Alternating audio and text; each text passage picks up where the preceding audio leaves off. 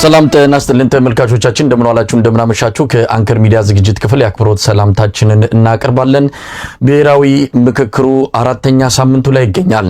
በርካታ ጉዳዮች የተነሱ ናቸው። ብሔራዊ ምክክሩን በተመለከተ ኢትዮጵያውያን ምን እያሰቡ ነው ያሉት? አብይ አህመድ ከዚህ ብሔራዊ ምክክር በኋላ ምን ሊያደርግ አቅዷል? የሚሉት በተለያዩ ኢትዮጵያውያን ምሁራን ዘንድ አስተያየቶች እየተሰጡ ይገኛሉ። በዚህ ዙሪያ ልዩ ዝግጅት ይዘን ቀርበናል። 3 ኢትዮጵያውያን ምሁራንን በማነጋገር ወደ እናንተ የምናደርስበት መድረክ እንድትከታተሉ ግብዣችን ነው። መልካም ቆይታ።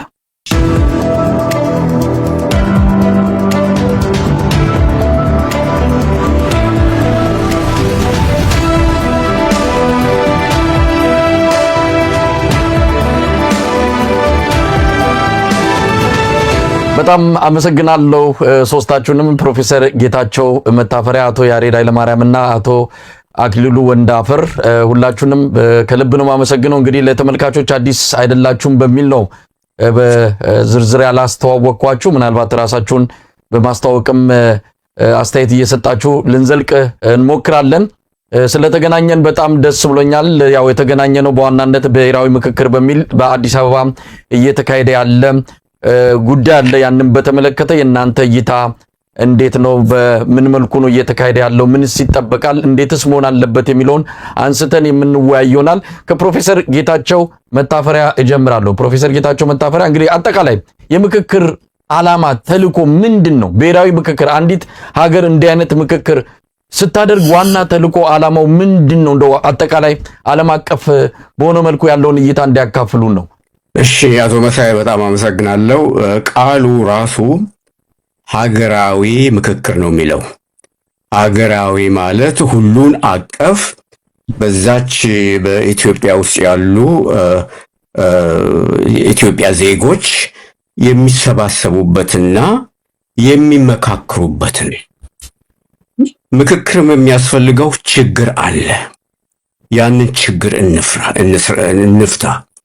ስለዚህ ሁላችንም አንድ ላይ መተን ይህንን ችግራችን የሀገራችን ችግር እንፍታ፣ የወደፊት አቅጣጫ እናስቀምጥ፣ ለሀገሪቷም ደግሞ አንድ ራዕይ እናስቀምጥ የሚል ነው እና በዛ ሁኔታ አስፈላጊ ነው። ነገር ግን ኢትዮጵያ ውስጥ የሚካሄደው የዚህ የአገራዊ ምክክር የተባለው አንደኛ ሁሉንም አላካተተም።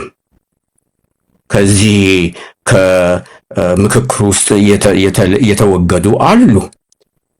የአማራው ክፍል በብዛት አልተወከለም። በኦሮሚያም እንደዚሁ ነው። ትግል ሜዳ የገቡ አሉ።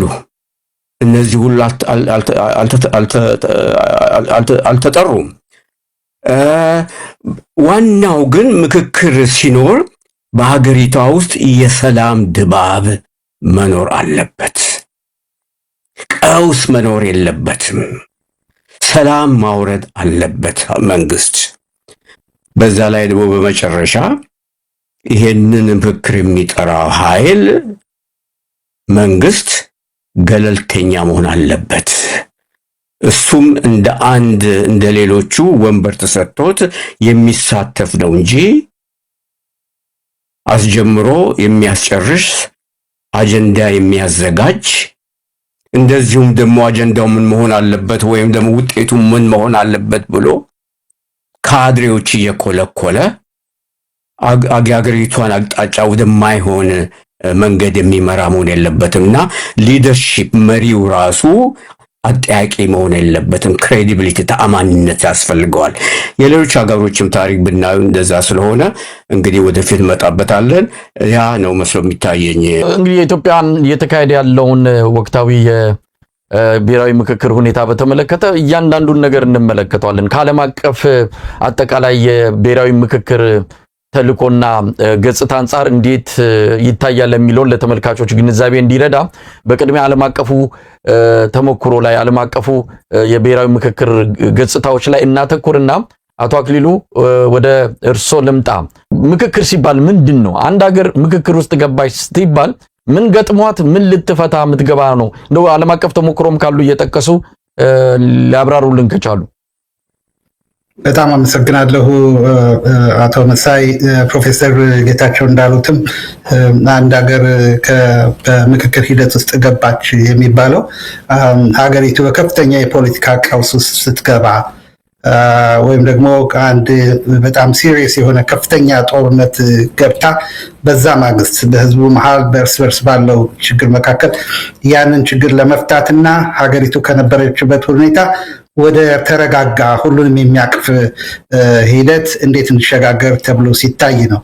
አለበለዚያ ደግሞ ሰፊ የፖለቲካ ሽግግር በሚያስፈልግበት ጊዜ ለምሳሌ ከዲክታተርሺፕ ከአምባገነን ስርዓት ወደ ዴሞክራቲክ ስርዓት መሄድ የሚያስፈልግበት ሁኔታ ሲፈጠር ህዝባዊ አመጽ፣ ህዝባዊ ችግር፣ በጣም የተወሳሰበ ነገር ሲኖር ከዚህ ስርዓት ካለው አምባገነናዊ ስርዓት ወደ ተሻለ ዴሞክራቲክ ስርዓት እንዴት እንሂድ ለሚለው የሁሉም ድምፅ እንዲደመጥ ለማድረግ በምን አይነት ሂደት በምን አይነት ሮድማፕ ካለንበት ወደሚቀጥለው ልንሄድ እንችላለን፣ ዋና ዋናዎቹ ችግሮቻችንስ ምንድን ናቸው፣ እነሱን እንዴት እንፍታ ለሚለው ሁሉንም ያካተተ የሁሉንም ድምፅ የሚሰማበት ሂደት መፍጠር አስፈላጊ ስለሚሆን ነው። ስለዚህ ውጥረት ባለበት ከፍተኛ ችግር ባለበት ሂደት ውስጥ የሚፈጠር ያንን ለመፍታት ተግባራዊ የሚደረግ አንድ የቅራኔ መፍቻ ስልት ነው ማለት ነው።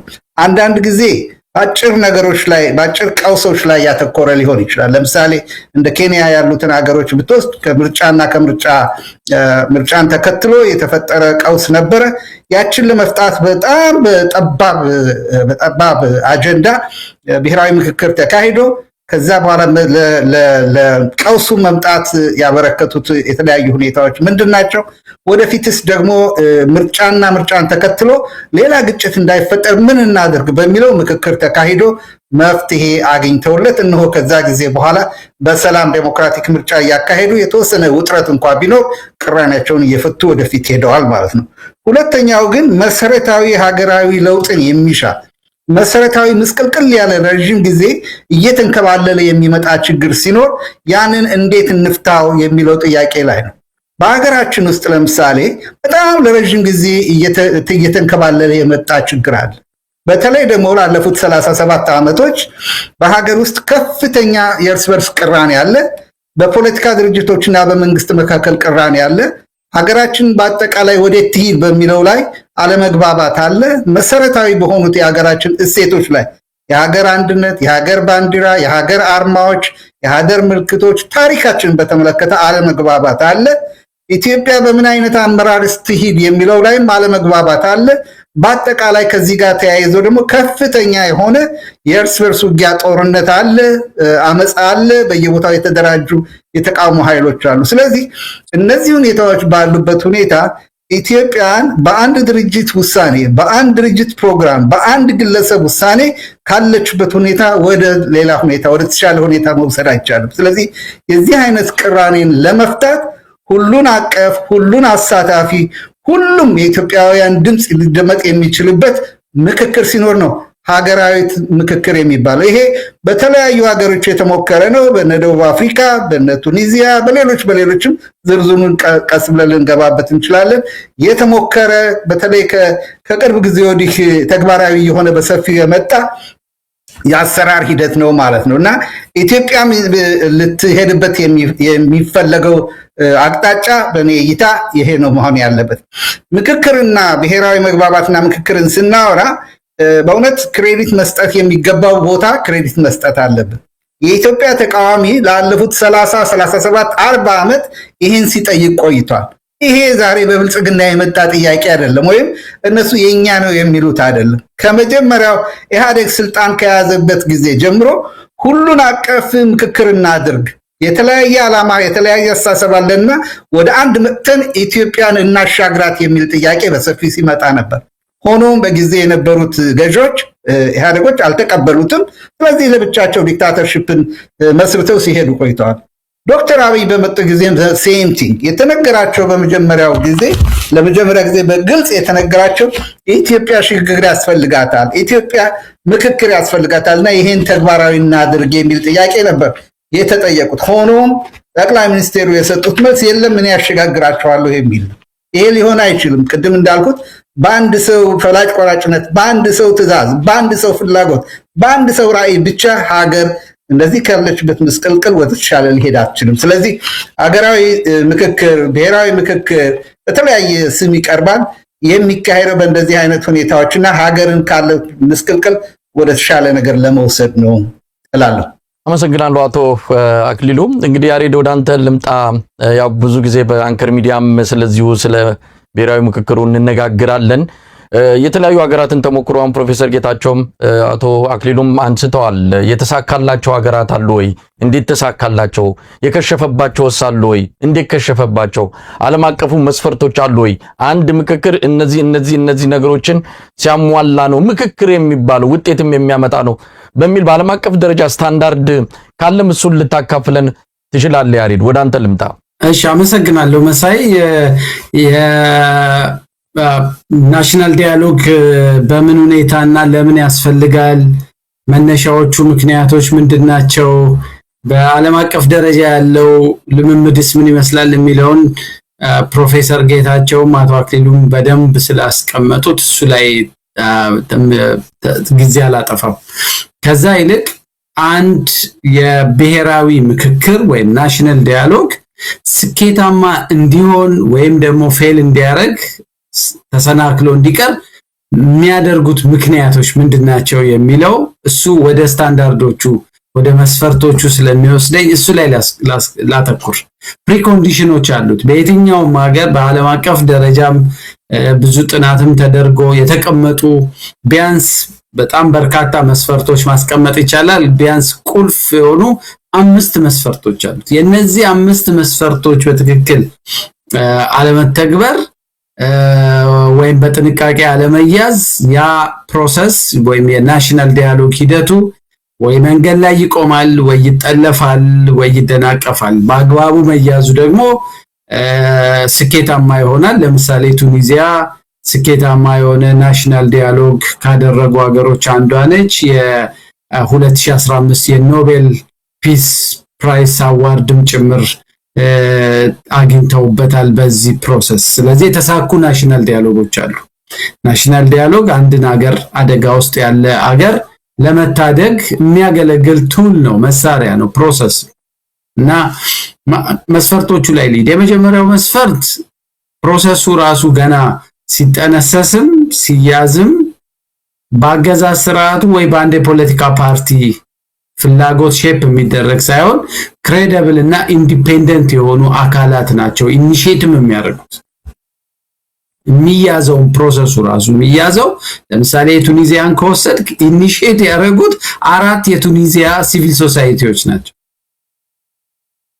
የቱኒዚያ ጀነራል ሌበር ዩኒየን፣ የቱኒዚያ ኮንፌዴሬሽን ኦፍ ኢንዱስትሪ ትሬድ ኤንድ ሃንድክራፍት የሚባል አሶሲዬሽን፣ የቱኒዚያ ሂውማን ራይትስ ሊግ፣ የቱኒዚያ ኦርደር ኦፍ ሎየርስ የሚባሉ 4 ሲቪክ ማህበራት ናቸው ኢኒሺዬት ያደረጉት እና እንደውም የቱኒዚያ ናሽናል ዲያሎግ ኳርተር ነው የሚባለው መጠሪያ ስሙ ፕሮሰሱ ራሱ። እና እነዚህ በማህበረሰቡ ውስጥ ተአማኒነት ያላቸው ማህበረሰቡ በገለልተኝነት የሚያቃቸው የሚፈርጃቸው ጥያቄ በገለልተኝነታቸው ላይ ጥያቄ የማይነሳባቸው አካላቶች ናቸው ፕሮሰሱን ኦውን የሚያደርጉት። እሱ በሁሉም ተሳታፊ አካላቶች መካከል መረጋጋትን ይፈጥራል። አንድ የኢትዮጵያው ፕሮሰስ ፌል አድርጎ የሚጀምረው ከሱ ነው። ሁለተኛውን ፕሮሰስ ደግሞ ከወሰድክ የኢንክሉሲቪቲ ኮሚትመንት ነው። ኮሚትመንት ቱ ኢንክሉሲቪቲ እዛ ውስጥ ኦል ሜጀር ስቴክሆልደሮች ናቸው፣ ሁሉም ባለድርሻ አካላት። ምክንያቱም እነዚህ ኢንዲፔንደንት ያልናቸው ኢኒሺዬቲቭን የሚይዙት አካላቶች ለሁሉም አካላት በራቸውን ክፍት አድርገው የፖለቲካ ፓርቲዎች፣ የተገለሉ የማህበረሰብ ክፍሎች ወይም ግሩፖች፣ የሲቪክ ማህበራት፣ የሃይማኖት ተቋማት፣ አርምድ ግሩፕስ እንደውም የሚለው ሬሌቫንት የሆኑ አርምድ ፋክሽንስ ተገንጥለው ወይ በየቦታው ቁጥራቸው፣ ደረጃቸው፣ ጥንካሬያቸው ምንም ይሁን በዛ ሀገር ፖለቲካ ላይ ጥያቄ አለን ብለው ተነስተው ለነጻነት ለፍትህ የሚታገሉ ሌላም አጀንዳ ያላቸው ቢሆኑ ታጣቂ ኃይሎችን የያዘ must be allowed meaningful የሆነ participation የሚፈቅድ ለዛ ኢንክሉሲቪቲ ለዛ አካታችነት አሳታፊነት ኮሚትመንት ያለው አካል ነው የሚይዘው።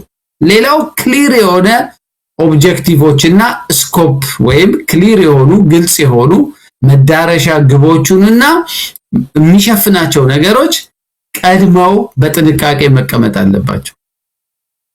ይሄ ናሽናል ዳያሎግ እነዚህን አንድ ወይ 3 ወይ 4 ጥያቄዎች እንዲመልስ ብቻ ተብሎ ሼፕ ከነዛ አካላት ቁልፍ የሆኑ እነዚህ 1 3 4 ጥያቄዎች ሲመለሱ ለሌሎች የፖለቲካ የኢኮኖሚ ህዝቡ ሲያለቅስ ሲያነባ ለቆየባቸው የሰብአዊ መብት ጥያቄዎች ሁሉ መመለስ በር የሚከፍቱ ልክ አንድ ህንጻ ላይ ለመግባት የህንጻውን የኢንትራንስ የመጀመሪያውን ዋና በር መግባት የግድ ይላል እያንዳንዱ ፍሎር ውስጥ ለመግባት። ስለዚህ ያንን በር ለማስከፈት ነው ትልቁ ከሌሎቹ ፕሮሰሶች ረጅም ጊዜ ስለሚወስዱ። ስለዚህ ናሽናል ዳያሎግ ዝም ብለህ ለቀህ ከዛ በኋላ ሰፊ የአጀንዳ እንትኑስ ገብተህ ዋይንተህ መጨረሻ ላይ ማአት አጀንዳዎች አጠራቅመህ ይዘህ ቁጭ ብትል መፋጠጥ ነው የሚሆነው፣ መፋተግ ነው የሚሆነው። አላስግባብ ጊዜ ነው የምታጠፋውና ኦቨርሎዲንግ ዘ አጀንዳ ይፈጥራል። እሱን አቮይድ ማድረግ አለበት ነው መርሁ የሚለውና ክሊር የሆነ ማንዴት፣ ክሊር የሆነ ጎል፣ ክሊር የሆነ ባውንደሪ ዲያሎጎቹ የሚካሄዱበት ሪያሊስቲክ የሆነ አቺቭ ሊደረግ የሚችል ቁልጭ ያለ 1 2 3 ተብሎ 3 4 አጀንዳ ነው የሚቀመጠው እንጂ ከህዝብ አጀንዳ ሰብስብ ያለው ብለ መጨረሻ ላይ አምጥተህ እንትን አለው። ህዝቡ በተመረጡት እነዛ ቁልፍ አጀንዳዎች ላይ ሐሳብ እንዲሰጥ ነው በር የምትከፍት። ካለበለዚያ ለማኒፑሌሽን በተወሰኑ አጀንዳዎች ላይ መራኮቻ እንዲፈጠር እና ፕሮሰሱ አቦርት እንዲደረግ ወይ መጨረሻ እንዲጠለፍ ምክንያት ይሆናል። ሌላው ቤዚክ ትረስት እና ሴፍቲ ያስፈልጋል። የሚሳተፉ ሰዎች ፕሮሰሱ ላይ ትረስት ሊኖራቸው ይገባል። አንድ ሁለተኛ ሚኒመም የሆነ የሴኩሪቲ ጋራንቲ ማስቀመጥ አለበት። የትጥቅ ኃይሎች ትጥቃችንን አቁመን በዚህ ፕሮሰስ ውስጥ እንገባለን እንዲሉ የሚኒመም የሆነ የሴኩሪቲ ጋራንቲ ማስቀመጥ አለበት። ፍሪደም ኦፍ ስፒች መከበር አለበት እና ደግሞ ዊሊንግነስ ለመሳተፍም ሐሳብ ለመስጠትም የተቃረኑ ሐሳቦች አሁን ሰሞኑን እንደምንሰማው እንዴት በዚህ አጀንዳ ላይ እንዲህ ያለ ድምጽ ትሰጣላችሁ እያሉ ሰዎች በደህንነት ኃይሎች እየተዋከቡ እንደሆነ ስብሰባውን በሚመሩስ ቀደም ብለው በተመረጡ ሰዎች ሁሉ እየተዋከቡ እንደሆነ እየሰማን ነው። ስለዚህ ይሄን አቮይድ ለማድረግ ትረስት እና ሴፍቲ ወሳኝ ናቸው። እነዚህን ያስቀመጠ መሆን አለበት እና አዲኩዌት የሆነ ሪሶርስ በኤክስፐርቶች ለምሳሌ የህገ መንግስት መቀየር ስታወራ በዛ ሙያ ላይ ኤክስፐርቲዝ ያላቸው ኢንዲፔንደንት ሰዎች ለሚወያዩ ሰዎች መነሻ ሐሳብ የሚያቀርቡበት በእያንዳንዱ ርዕሰ ጉዳይ ላይ በሰው ኃይል፣ በፋይናንስ፣ የቴክኒካል አሲስታንቶች፣ ሌሎችም የሎጂስቲክ ምናምን ነገሮች በቂ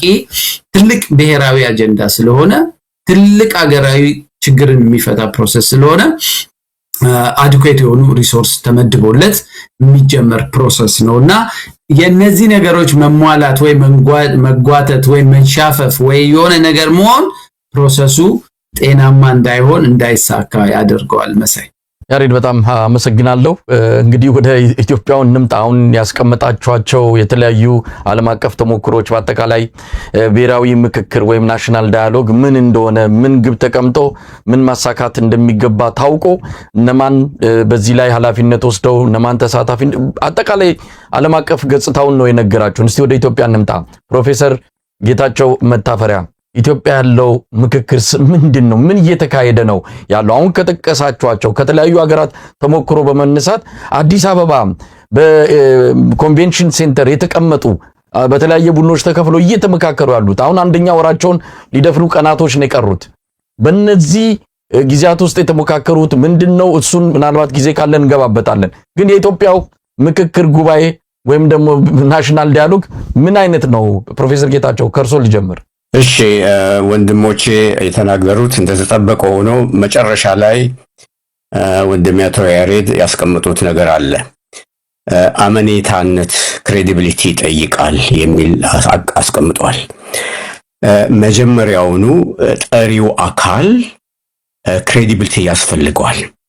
የደቡብ አፍሪካን ብንመለከት ለምሳሌ የዚህ ትሩት ኤንድ ሪኮንሲሊዬሽን ኮሚሽን ብለው ያቋቋሙት የጠሩት አርክቢሾፕ ዴስሞንድ ቱቱ ነበሩ። እኚህ የታወቁ የሃይማኖት አባት ናቸው። ሁለተኛ ደግሞ መንዴላም ነበሩ ከኋላ። መንዴላ ራሳቸው አቋማቸውን ብናይ ወደ ሰፊ የሆኑ ሰው ናቸው። 27 ዓመት ታስረው ሲያንገላቷቸው የነበሩትን ሰዎች ፖሊሶች መጨረሻ ላይ የዘረኛው መንግስት ወጥቆ እሳቸው ተመርጠው ፕራይም ሚኒስትር ሲሆኑ ለምሳሌ አንደኛው ክሪስቶ ብርሃን የሚባል የእሳቸው ኃይለኛ የነበረ ተቃዋሚና የሚያንገላታቸው አምጥተው ቤታቸው አስገብተው ጋብዘውት መጨረሻ ላይ ማንዴላ ሲሞቱ ከቤተሰቡ ጋር እኩል ሆኖ ሀዘን የተቀመጠ ነበረ። ሌሎቹንም እንደዚሁ ሴኩሪቲ ጋርዶችን እያመጡ ያነጋግሯቸው ነበረ። እሳቸው ሲታሰሩ የነበሩት ፕራይም ሚኒስተር የቨርውድ እሳቸው ሞቶ ባለቤታቸውን ሄደው ቤታቸው ድረስ የጠየቁ ናቸው። ምንድን ነው የሚያሳየው? ፈረንጆች እንደሚሉት ማግናኒሚቲ፣ ሰላምን ማውረድ። በአንጻሩ ኢትዮጵያ የምናየው መንታ ምላስ የሆነ መልእክት ይላካል። በአማርኛ አማርኛ ተናጋሪ ጋር ሲኬድ አንድ ነገር ይነገራል። ኦሮምኛ ተናጋሪ ሲኮድም ተጻራሪ ነገር ይነገራል። ይህ ሰላም የሚያመጣ አየር አይደለም። ህዝብን ከህዝብ የሚያጋጭ ነው። መች ሰላም ወረደ? መች ሰላም ወረደና ነው ስለ አገራዊ ምክክር የምንናገረው? ጥላቻ እየቆሰቆስን ወደኋላ ይህን ታሪክ እየጻፍን በዛ ሁኔታ ጥሩ ውጤት ሊወጣ አይችልም። ስለዚህ ያለው ሙቀት ረግቦ መሪዎቻቸውም የሚናገሩት ዲፕሎማቶቻቸውም የሚናገሩት ዲፕሎማሲ ማለት እኮ ጥበብ ነው፣ መዘላበድም አይደለም። ሰዎቻችን በዲሞክራሲም አልተካኑም፣ በሊደርሺፕ በአመራርም አልተካኑም። የድሮ ሰዎች ያስተዳድሩ የነበሩ አልተካኑም፣ ግን ያፈሩት ነው በእውቀት ፈሪሃ እግዚአብሔር አለባቸው። ህዝቡን ያከብራሉ። ትዝ ይለኛል በተማሪነቴ ጊዜ ሰላማዊ ሰልፍ ሲወጣ አገር ሲረበሽ ጃንሆይ አንድም ቀን አዲስ አበባ ውስጥ ጊዜያዊ አዋጅ አውጀው አያውቁም። ሊያደርጉ ችሉ ነበረ፣ ግን ህዝቡ ምን ይለኛል? ፈሪሃ እግዚአብሔር፣ ፈሪሃ ህዝብን ያከብራሉ፣ ህዝብን ይፈራሉ። የኛዎቹ ግን ህዝብን የሚንቁ፣ ህዝብን የሚሳደቡ፣ በህዝብ ስም የሚነግዱ፣ በሃይማኖት መንገድ የሚነግዱ ናቸው። እና ይህ የሽግግር ወይንም የአገራዊ ምክክር ሁኔታ ከመጀመሪያው የተበላሸ፣ አየሩ የተመረዘ፣ ውጤቱም ደግሞ እንደዚሁ ጥሩ ውጤት የማይመጣ መስሎ ይታየኛል። አቶ ያሬድ አሁን እንዳለው የሴኩሪቲ ጋርዶች ተነስተው ገብተው ይበጠብጧቸዋል፣ በግልም ያስፈራሯቸዋል። አንዳንዶቹም ደግሞ ካርድም ይዘው መጥተው እንዳይገቡም እየተደረጉ አሉ። ያ የሰላም የእርቅ ሂደት አይደለም እና በዚህ ሁኔታ ጥሩ ውጤት ይመጣል ብሎ ማሰብ ሞኝነት፣ የሞኝነትም ሞኝነት ነው። አመሰግናለሁ ፕሮፌሰር ጌታቸው መታፈሪያ። እንግዲህ ወደ አቶ አክሊሉ ወንዳፈረ ልምጣ። በነገራችን ላይ አቶ አክሊሉ ወንዳፈረ ከካናዳ ቶሮንቶ ነው፣ ያሬድ ከቤልጅየም ነው፣ ፕሮፌሰር ጌታቸው መታፈሪያ እዚሁ ከኛው ካለንበት ከአሜሪካ ነው። አቶ አክሊሉ እንግዲህ የኢትዮጵያ ሁኔታ እንዴት ነው ምናየው? አሁን ቀደም ሲል ሁላችሁም ከጠቀሳችሁት አንፃር ነው። መጀመሪያ ጥይት እየጮኸ ነው በብዙ የኢትዮጵያ አካባቢ፣ ሰው እየተፈናቀለ ነው። አሁን እንኳን በተለያዩ ዩኒቨርሲቲዎች ተማሪዎች ሰልፍ እያደረጉ ነው። በኦሮሚያ በተለይ ሰልፍ ላይ ናቸው አሉ። ጥያቄዎች አሏቸው። የሆነ ያልተረጋጋ ሀገሪቱ ያልሰከነችበት አጠቃላይ ብሔራዊ ቀውስ ውስጥ ነው ያለ ነው። መጀመሪያ እሱ መስከን የለበትም ወይ? ወደ ብሔራዊ ምክክር ከመምጣት በፊት ብሔራዊ ድርድር የሚባል ብቻ ጥይት እንዳይጮህ ማድረግ ሳይቻል ቀርቶ እንዴት ነው ወደዚህ ዘሎ ያንን ስቴፕ ያንን ምዕራፍ ዘሎ ወደ ሌላኛው ምዕራፍ የተገባበት ሁኔታ በራሱ ለማንም እንኳን በእናንተ በሞራን ደረጃ አይደለም ተራው ሰው ራሱ እንዴት እንዲህ ሊሆን ይችላል ብሎ እየጠየቀ ነው። እንደው የኢትዮጵያውን እንዴት ትገልጸዋል አቶ አክሊሉ? በጣም ጥሩ ጥያቄ ነው። እንዳልከው ነው የተለያዩ ሀገሮችን ልምድ ስናይ የብሔራዊ እርቅ የተጀመረበት ሁኔታ በተለያየ መልክ ሊሆን ይችላል። እንዳውም የሚገርም ነገር ዋናው ግን በአብዛኛው ዋናው ነገር ሁሉንም ሊያሳትፍ የሚችል ድባብ መፈጠር አለበት ማለት ነው። ቅድም ያሬድ የገለጸው ነገር አለ። ሁሉን አሳታፊ ግጭት ካለ ግጭት ለመፍታት ነው ብሔራዊ እርቅ የሚያስፈልገው፣ ብሔራዊ መግባባት የሚያስፈልገው። ያንን ለማድረግ ደግሞ ግጭት ውስጥ ኢንቮልቭ የሆኑ ክፍሎች እንዲሳተፉ በሂደት ውስጥ ማድረግ ያስፈልጋል። አንተ አጀንዳ ቀርጸህ አንተ ለብቻ ተወያይተህ እነሱ በዚህ በኩል ይሄው መፍትሄ ያገኘሁላቸው ሊባል አይቻልም። በግጭቱ ውስጥ ያሉ መሳሪያ ያነሱ ክፍሎችን ቢሆን የፕሮሰሱ አንድ አካል ሆነው እንዲሄዱ ማድረግ አስፈላጊ ነው። ስለዚህ በኢትዮጵያ ውስጥ የሚታየው አንዱ ትልቅ ስህተት ይሄ ነው። ትልቁ ስህተት በመሳሪያ ኃይል ስርዓቱን እየተፋለሙ ያሉ ክፍሎች ሊሳተፉ የተሰጠ የሆነበት ሁኔታ የለም። ዛሬ ሳዳምጥ ነበር ከሪፖርተር ጋዜጣ ጋር ፕሮፌሰሩ ቸርማኑ የምክክር ኮሚሽኑ ጥያቄ እና መልስ አድርገው ነበር።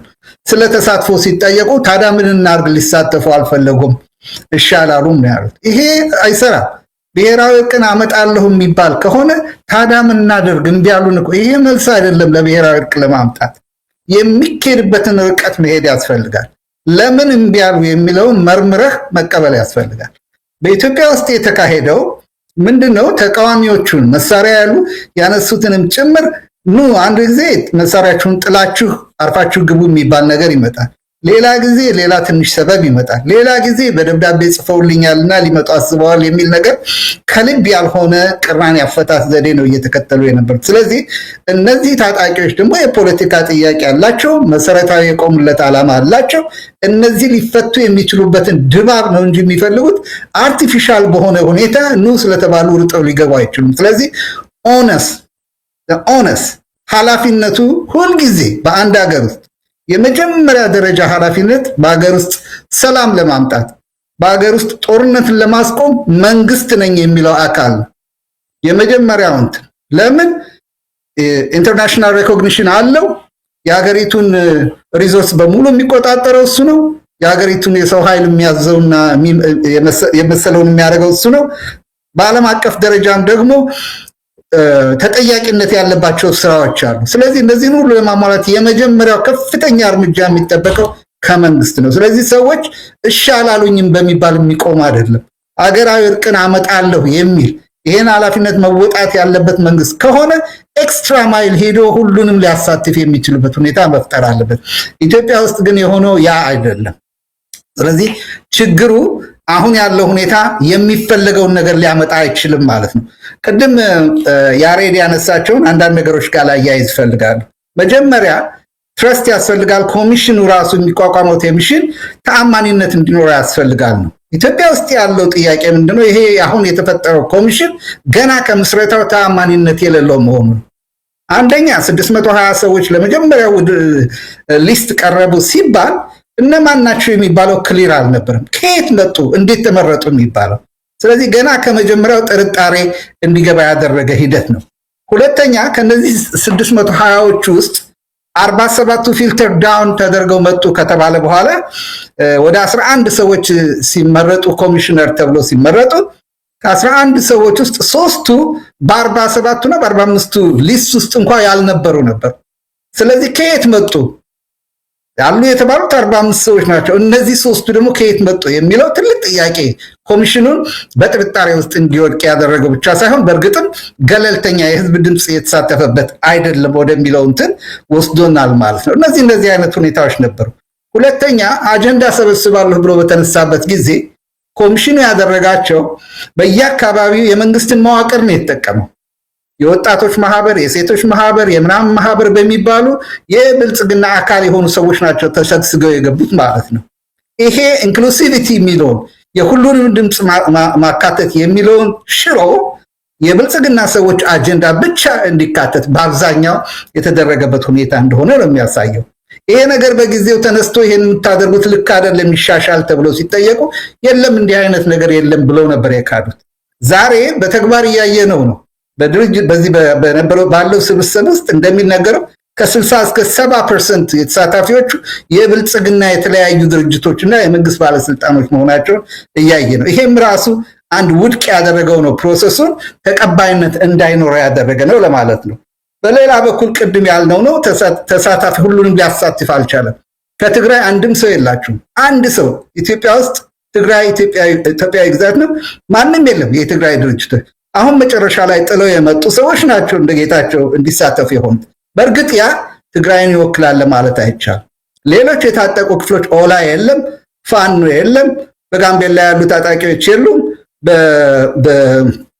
በጉሙዝ አካባቢ ያሉ ታጣቂዎች የሉም፣ ሌሎችም በልጅ። ስለዚህ ሂደቱን በጣም ጎዶሎ እና አጠቃላይ ከዳያሎግ ይልቅ ብዙ ሰዎች እንደሚሉት ሞኖሎግ እንዲሆን ያደርገው የእርስ በርስ ጨዋታ የእርስ በርስ ቲያትር እንጂ ዳያሎግ አይደለም እና በዚህ ሁኔታ የተደናቀፈ እንዲሆን አድርጎታል። ሌላው የሐሳብ ነፃነት ቅድም ያሬድ በትክክል ያደረገው ነገር አለ። ጋዜጠኞች አክሰስ እንዲኖራቸው ያስፈልጋል። ሶዳት ያለውን ነገር አካውንታቢሊቲ ዴይ ቱ ዴይ ምን እየተሰራ ነው የሚለውን እንዲያውቁ ህዝብ እንዲያውቅ ለማድረግ ዛሬ ፕሮፌሰሩ ተጠይቀው ነበር፣ ጋዜጠኞች ለምን አክሰስ አልተሰጣቸውም? አይ ተሳታፊዎች ድምጻቸው ሲታይ ጋዜጠኛ ሲኖር ከመናገር ሊቆጠቡ ይችላሉ፣ ትንሽ ሊደነግጡ ይችላሉ ብለን አስበን ነው ያላስገባ ነው ያሉት። ይሄንን ኦን ዘ ሬከርድ ያለ ነው፣ ሄዶ ማዳመጥ ይቻላል። እንዴት ይሆናል? የመንግስት ባለስልጣኖች እና አዳነች አቤቤ እነ ሽመልስ ባሉበት የጠቅላይ ሚኒስትሩ ሚኒስቴሮች እና ዴፒቲ ሚኒስትሮች በሙሉ ባሉበት ነው መናገር የሚቀለው ሰው ወይስ ለአዲስ ለጋዜጠኞች መናገር ነው የሚያስፈራው? እና ይሄ በጣም ኦድ የሆነ ሎጂክ ነው እየተከተሉ ያሉት እና ሰውን የማፈን ሁኔታ የሚታይበት ሁኔታ ነው እና የዚህና የመሳሰሉትን ነገሮች ስናይ በአጠቃላይ ይሄ አሁን የተጀመረው ሂደት ከጅምሩ የከሸፈ ነው። ሊያስገኝ የሚችለውም ውጤት ሁሉን አቀፍ አይሆንም፣ ጦርነት አያስቆምም፣ ሰላም አያመጣም፣ ዴሞክራሲ አያስገኝም፣ በጣም የተወሳሰበ ችግር ውስጥ ሊከተን ይችላል የሚል ፍራቻ አለ፣ በተለያዩ እንደ የመን እንደ ሱዳን ባሉት ሀገሮች ውስጥ እንደታየው። ስለዚህ ይሄን ነገር ሁሉም ነቅቶ ሊጠብቀውና ምን መደረግ አለበት የሚለውን እንደገና ሊያስብበት ያስፈልጋል ብዬ አስባለሁ። መንግስትና መንግስት አካባቢ ያሉ ሪስፖንሲቢሊቲ እንዲሰማቸው ያስፈልጋል። ምክንያቱም እነሱ ናቸው እየመሩ ያሉት ሀገርን ሰላም እንዲወርድ ፕሮሰስ የመፍጠር ኃላፊነት በዋናነት ያለባቸው እነሱ ላይ ነውና ተጠያቂነት እንደሚኖር መረዳት አለባቸው። በዛ ደረጃ ኃላፊነታቸው ሊወጡ ይገባል። አክሊሉ እንመጣበታለን። ከማን ምን ይጠበቃል የሚለው ራሱን በቻለ እንወያያለን። ያሬድ እንግዲህ ቀደም ሲል አንተም ሌሎች እንግዶችም በጋራ እንዳስቀመጣችሁት ዓለም አቀፍ የብሔራዊ ምክክር ገጽታ ደረጃዎች የተለያዩ ምዕራፎች አሉትና ከዛ አንፃር ኢትዮጵያ ውስጥ እየተካሄደ ያለው ምን አይነት ምክክር ነው? እውነት ምክክር ብለን ልንጠራውስ የሚያስችል ነገር አለ ወይ? አሁን ጉድለቱን ነው ፕሮፌሰር ጌታቸውም አቶ አክሊሉም ጉድለቱን ምን ጎሎታል የሚለውን እያነሱ ይገኛሉ። ግን እንደው አንድ ልንጠቅስለት የምንችል አንድ እንኳን ነገር አለው ወይ? ጉድለቱን ዝርዝረን የሚበቃን አይደለም። እንደው ከጥንካሬውስ መጀመር የምንችለው ነገር አለ? ያሬድ ወደ አንተ ልምጣና እንደው ኢትዮጵያ ላይ እየተካሄደ ያለው ብሔራዊ ምክክር ምን አይነት ነው? ቅድም ያስቀመጥኳቸውን 5 የአንድ ጄኒውን የሆነ እውነተኛ የሆነ ትክክለኛ ናሽናል ዲያሎግ ወይም ሀገራዊ ምክክር መስፈርት የማያሟሉ አገሮች የሚከተሏቸው ፕሮሰስ ፌክ ናሽናል ዲያሎግ መሆናቸውን ማሳያ ደግሞ እንደዚሁ 6 ኢንዲኬተሮች አሉና መልሴን ከነዛ 6 መስፈርቶች ጋር አያይዤ ባስቀምጥ ለሚሰሙንም ሰዎች ነገሩን ግልጽ ለማድረግ የሚረዳ ይመስለኛል። የመጀመሪያው አንድ ናሽናል ዳያሎግን ፌክ ነው ወይም ከእውነተኛ ለውጥ ለማምጣት የዛን ሐሳብ መነሻ ያደረገ አይደለም፣ ለፖለቲካ ለጠባብ የፖለቲካ አጀንዳ የተፈለገ ፕሮሰስ መሆኑን ማሳያው አንደኛው ስቴት ማኔጅድ የሆነ ሪፕሬዘንቴሽን ነው ብዙ ጊዜ የሚንጸባረቀው። እነዚህ ፌክ የሆኑ ናሽናል ዳያሎጎች ላይ ብዙ ጊዜ ናሽናል ዳያሎግ የሀገር አድርጓል እንዲባል ይፈልጋሉ፣ ወይ ደግሞ የዶነርስ የምዕራባውያን ፕሬሸር ይኖራል፣ ወይ ማሳየት የሚፈልጉት አካል አለ። ስለዚህ ድራማ ነው የሚሰሩት፣ ግን ሁሌ ከቁጥጥራቸው ውስጥ እንዳይወጣ ፕሮሰሱን የሚያካሂዱትን ሰዎች ኃላፊነት የሚሰጣቸውን ይሄንን ትልቅ አገራዊ ኃላፊነት የሚሸከሙትን ሰዎች የሚያዋቅሩበት መንገድ ስቴት ማኔጅድ የሆነ ሪፕሬዘንቴሽን ነው። ኮሚሽኑ ሲዋቀር ያገዛዝ ስርዓቱ የሚፈልጋቸውን ሰዎች ይመርጣል፣ ግን የውሸት የህዝብ ተሳትፎ ያለበት ምርጫ እንደተደረገ ለማስመሰል ይሞከራል። የኢትዮጵያውን ከጠየቀኝ እዛው በአካል ሆኜ ያየሁት ስለነበረ አመራረጡ ግልጽ አይደለም። እነዚህ ከጠቅላላው ሰዎች እነዚህ ሰዎች ለምን ተመረጡ፣ በምን መስፈርት ተመረጡ፣ ምን ያህል ድምጽ አገኙ፣ ማን ነው ቮት ያደረገላቸው ነው? ጠቅላይ ሚኒስትሩ ነው ቀድሞ ፒክ አድርጎ ግን ህዝብን እንዲሁ ተሳትፈናል እንዲሉ ያደረገው የሚለውን በኋላ የታየው ነገር ነው። የፖለቲካ ፓርቲዎችም አንዱ ትልቁ ያነሱት ጥያቄ የዚህ አካል አወቃቀር በየቦታው አጀንዳ ያወያዩዋቸው አካላት ሁሉ በስቴቱ ፒክ የተደረጉ ናቸው፣ አንድ ፒክስ ፓርቲሲፓንቶች ናቸው። ስለዚህ ጄኒውን የሆነ ሲቪክ ሶሳይቲ ብለው ያሳተፏቸው ብዙ ጊዜ ክሪቲካል ያልሆኑ መንግስትን የማይተቹ ወይ መንግስት ላይ ጠንከር ያለ ሐሳብ የማያመጡ በየቦታው ያሉ የመንግስትን አካላት ሎያሊቲ ወሳኝ ነገር ነው። ሎያሊስት ኤንጂኦዎች፣ ሎያሊስት የፖለቲካ ፓርቲዎች ምክንያቱም ከጠንካራ የፖለቲካ ፓርቲዎች በጠቅላላ ይሄን ጥያቄ አንስተው የኮሚሽኑ አሰያየም ላይ ጭምር አካሄድ ላይ ጭምር ጥያቄ ያለን ስላሉ አልተሳተፉ። ስለዚህ ይሄ አደጋ ስቴት ማኔጅድ ሪፕሬዘንቴሽን መምጣቱ ኤክስክሉዥን ኦፍ ክሪቲካል ስቴክሆልደሮችን አደጋ ያስከትላል። ስለዚህ አውቶማቲክ ነው የሚሆነው። በቃ ልክ የመጀመሪያውን መስመር የመጀመሪያውን ላይ ኢንዲፔንደንት ያልሆነ ኮሚሽን ስታቋቁም እና ኮሚሽኖቹን ከመጋረጃ ጀርባ አሳይመንታቸውን በጠቅላይ ሚኒስትሩ ዲክቴት መደረግ ሲጀምር ያኔ ወዲያውኑ መዓት ኪ የሆኑ አክተሮችን ያገላል፣ ኤክስክሉድ ያደርጋል። ስለዚህ የክሬዲብል የሆኑ ኦፖዚሽን ሊደርስ፣ ኢንዲፔንደንት የሆኑ የሂውማን ራይትስ ተቋማት፣ አርምድ ግሩፖች፣ ፖለቲካል ኦፖዚሽን ፋክሽኖች፣ እስር ቤት ያሉ ቁልፍ የፖለቲካ ሰዎች፣ የተገለሉ ወይም ደግሞ ኢን ኤግዛይል ያሉ በሀገሪቷ ላይ ትልቅ ድርሻ ያላቸው አካላት በጠቅላላ ለዚህ ፕሮሰስ ባዳ ይደረጋሉ። ይሄ አንዱ ኢንቴንሽናሊ ታስቦበት የሚደረግ ነገር ነው። ልክ እሱን የዚህ አደጋ ደግሞ ወዲያውኑ አብሰንስ ኦፍ ፕሪኮንዲሽን። ሌላው አደጋው ምንድነው? ናሽናል ዳያሎግ ፕሪኮንዲሽኖች ይቀመጡባታል። ጋራንቲ ያስፈልገዋል ብያለሁ ቅድም። ስለዚህ አንዱ የዛ በስልጣን ላይ ያለው መንግስት ወይም ይሄን ፖለቲካል ፕሮሰስ እንዲካሄድ የፈቀደው አካል ከልቡ መሆኑን ማሳያው ፖለቲካ እስረኞችን መልቀቅ፣ ቤዚክ የሆኑ የኮንፊደንስን ቢልድ የሚያደርጉ እርምጃዎችን መውሰድ አለበት። የፖለቲካ እስረኞችን መፍታት፣ ፍሪደም ኦፍ ስፒችን ማክበር። ጋዜጠኛ ይኸው እንግዲህ አሁን ናሽናል ዳያሎጉ እየተካሄደ ነው። ትላንትና የአዲስ ስታንዳርድ ቢሮ ዋና ማኔጀሩ ታስሮ አዲስ ስታንዳርድ ቢሮ እቃቸው ተሰባብሮ ተዘርፈው ይኸው ሲፒጄም ሌሎች ድርጅቶችን መግለጫ አውጥተዋል ከትላንት ወዲያ። እና ቅድም አቶ አክሊሉ ያለው ጋዜጠኞች እንዳይገቡ ያደረግነው በዚህ ምክንያት ነው። ፍሪደም ኦፍ ኤክስፕሬሽንን ፍሪደም ኦፍ ስፒችን ገድበህ እንደውም የሚያሳዝነው ይሄ ናሽናል ዳያሎግ ውይይቱ ከመጀመሩ 2 ቀን ነው 3 ቀን በፊት ኮሚሽነሩ ለሚዲያዎች ማስጠንቀቂያ ከሚዲያ ኦቶሪቲ ጋር ሆኖ በዚህ ውይይታችን ላይ ተንተርሳችሁ ምንም አይነት ዘገባ እንደዚህ ብታረጉ እርምጃ እንወስዳለን ብሎ ማስፈራሪያ የሰነዘረ ናሽናል ዳያሎግ አይ ቲንክ ብቸኛ ናቸው በዚህ እና ለሚዲያ ማስጠንቀቂያም ሰጥተው ሚዲያንም አግደው ነው እንትን ያደረጉት። ስለዚህ ኢቭን እንደውም የሚጠበቅባቸው የነበረው የተፈጸሙ ጫናዎች ካሉ፣ የታሰሩ ሚዲያዎች ካሉ፣ የተከለከሉ ሚዲያዎች ካሉ ይሄ ማዕቀብ ተነስቶላቸው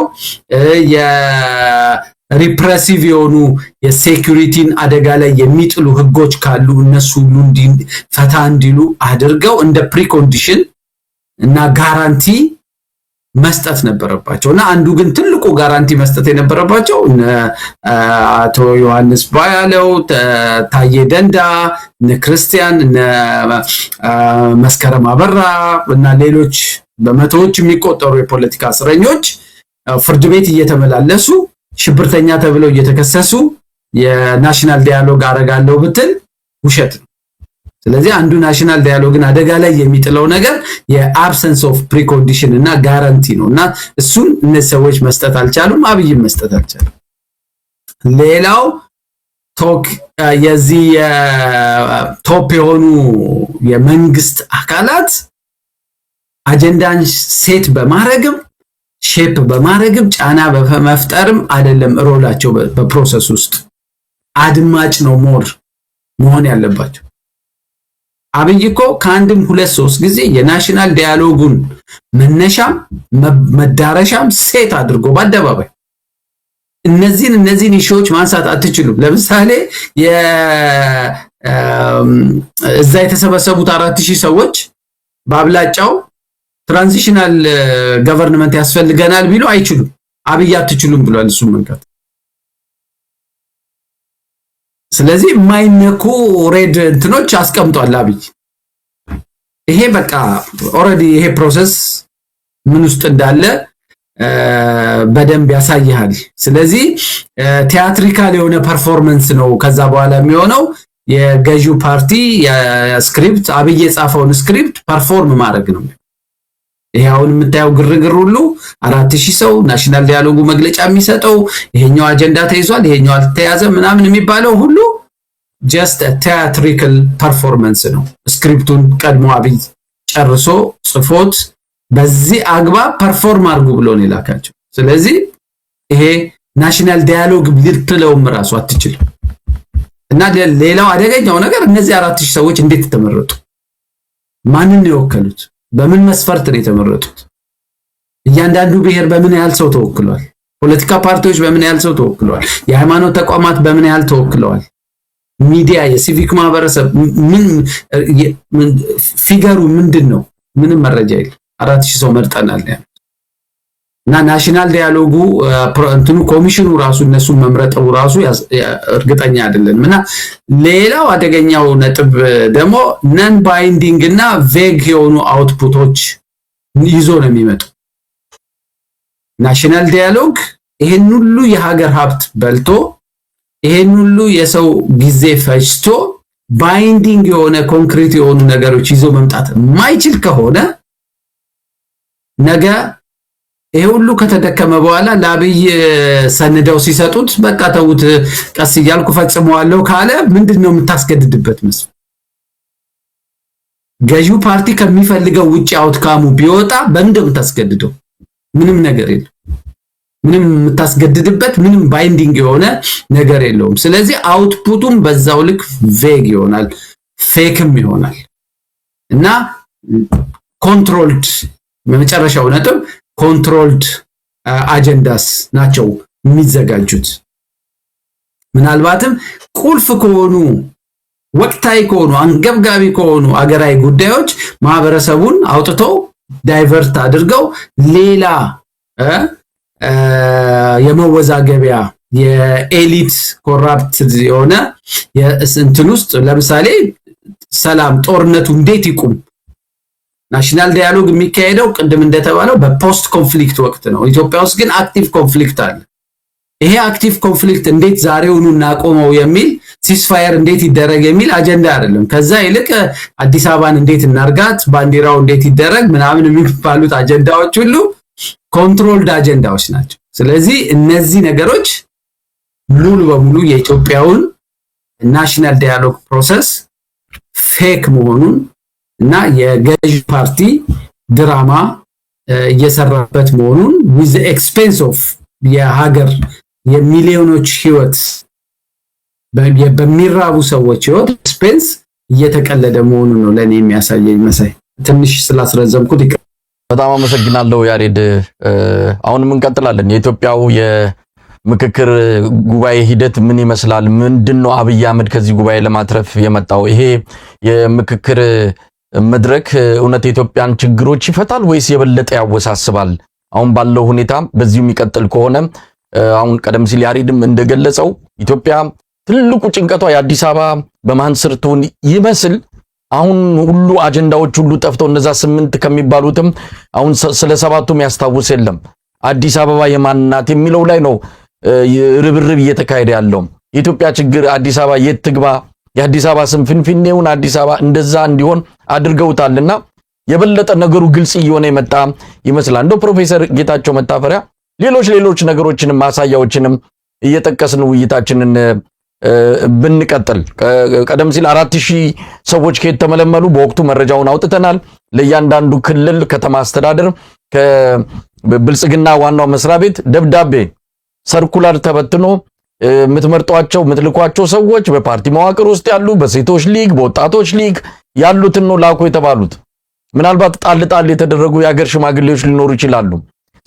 ስለዚህ ብሔራዊ ምክክር ሳይሆን የብልጽግና ጉባኤ ነው እየተካሄደ ያለው ብለው ድምዳሜ የሰጡ ወገኖችም አሉ። ለማንኛውም ፕሮፌሰር ጌታቸው ወደ እርሶ ልምጣና ይሄ ምክክር ጉባኤ የሚወያይባቸው አጀንዳዎች ምን ይዞ ሊመጣ ይችላል፣ አብይ ከዚህ ምን ያተርፋል የሚለውን ጨምሮ ስላለው ሁኔታ ውይይታችን በመቀጠል እንግዲህ ወደ እርሶ መጣለሁ።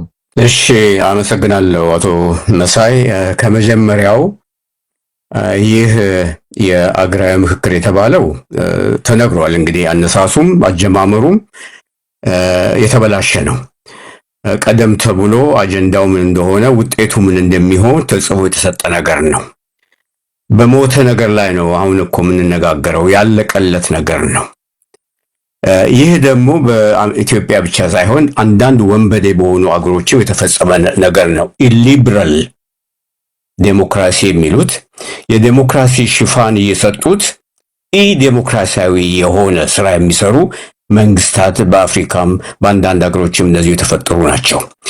ኢትዮጵያ ውስጥ የሚካሄደው ከዛ የተሻለ ነገር አይደለም። ያለቀለት የደቀቀለት ሁኔታ ነው ያለው። ምን ይሆናል እንግዲህ እንዴት አድርገን ይህን ነገር እናስተካክለው የሚባለው ብዙ ሄዷል። መጨረሻው ደረጃ ላይ ነው ያለው እና ይህ ከመጀመሪያውኑ አካታች አልሆነ።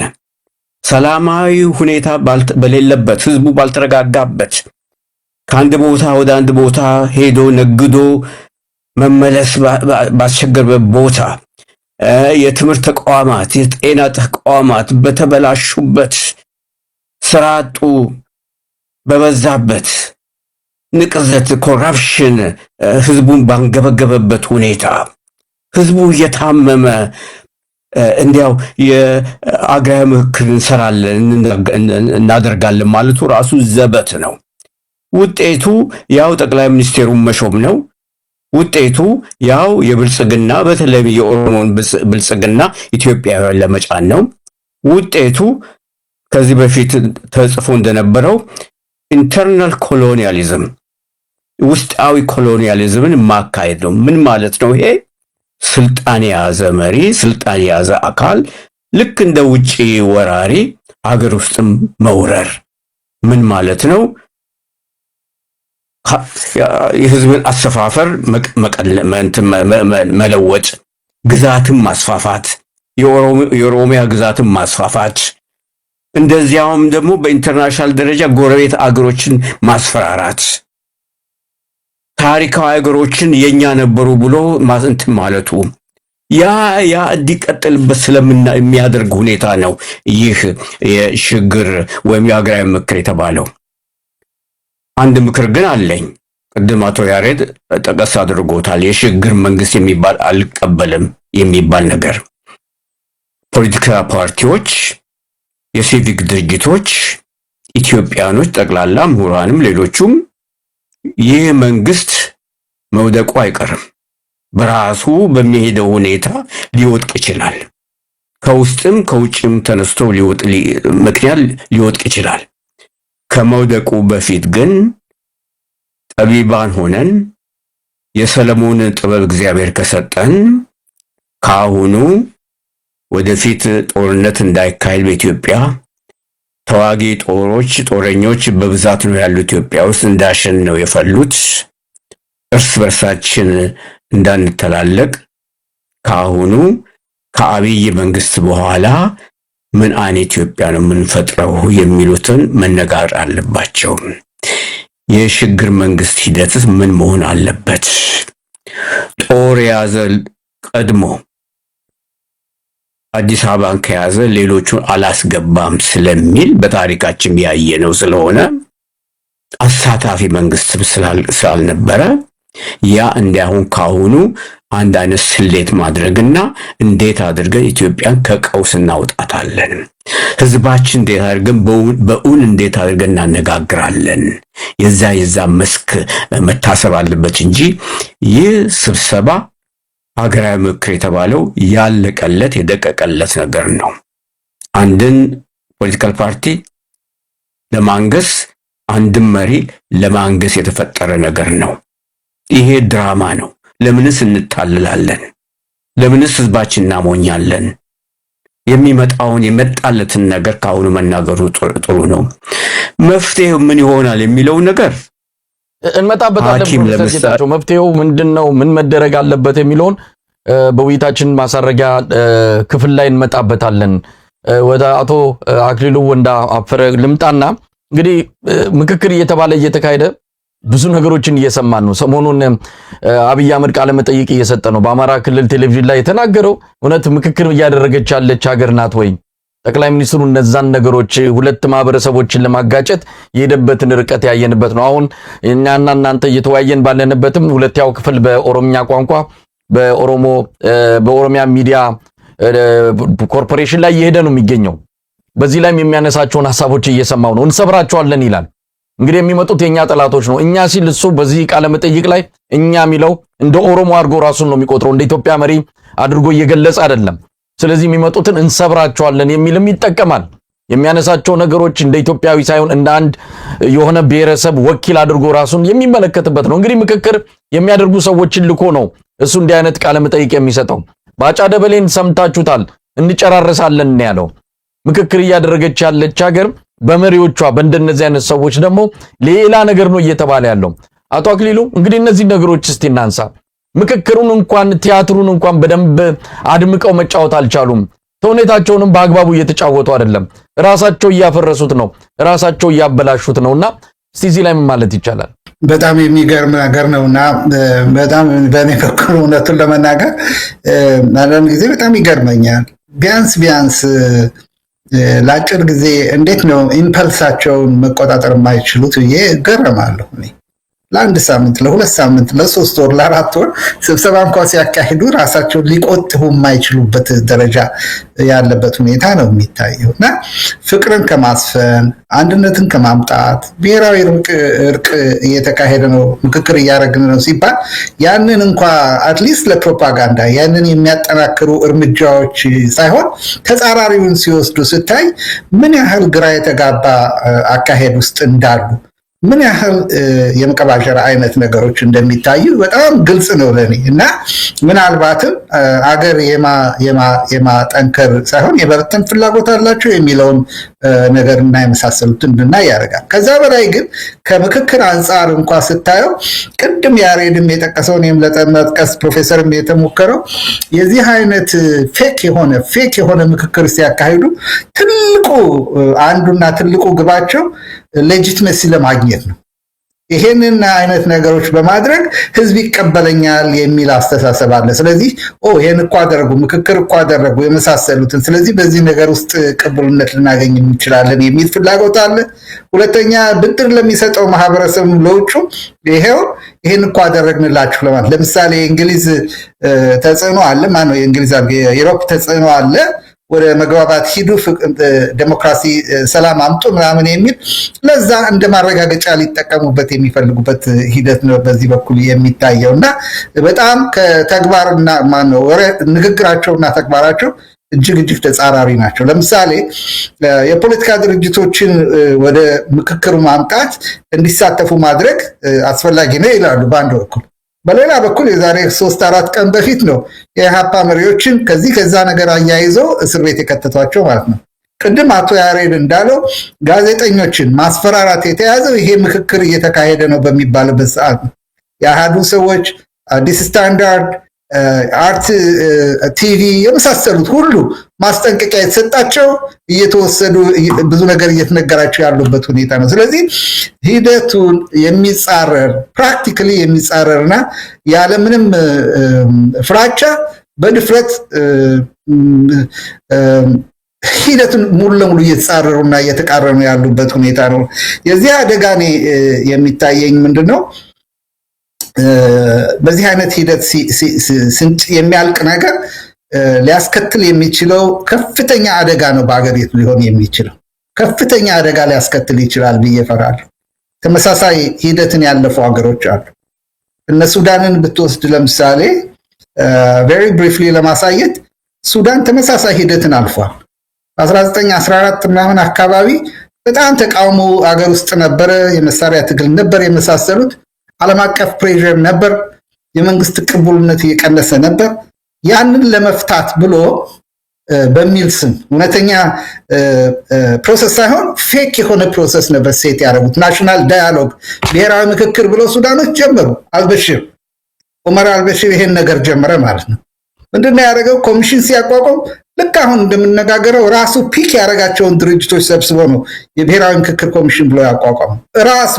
ሌሎች ሲቪክ ሶሳይቲ፣ ሌሎች ተቃዋሚዎች ለምን አልተሳተፉበትም? ሃንድ ፒክ ሊሆኑ በፈለጋቸው ብቻ ነው እንትን ያደረገው። አመራር የሰጣቸው ይሄን አርጉ፣ ይሄን ላታደርጉ አትችሉም ብሎ የወሰነላቸው የሱ አስተዳደር ብቻ ነበር። ያን በዛ ሂደት ውስጥ እንዲሳተፉ ያልሆኑ ብዙ ድርጅቶች ነበሩ። በተለይ መሳሪያ ያነሱ ተቃዋሚ ድርጅቶች ከፕሮሰሱ ተገለው ነበር። ያ ሁሉ ሲካሄድ ግን ምን ነበር መንግስት የሚለው?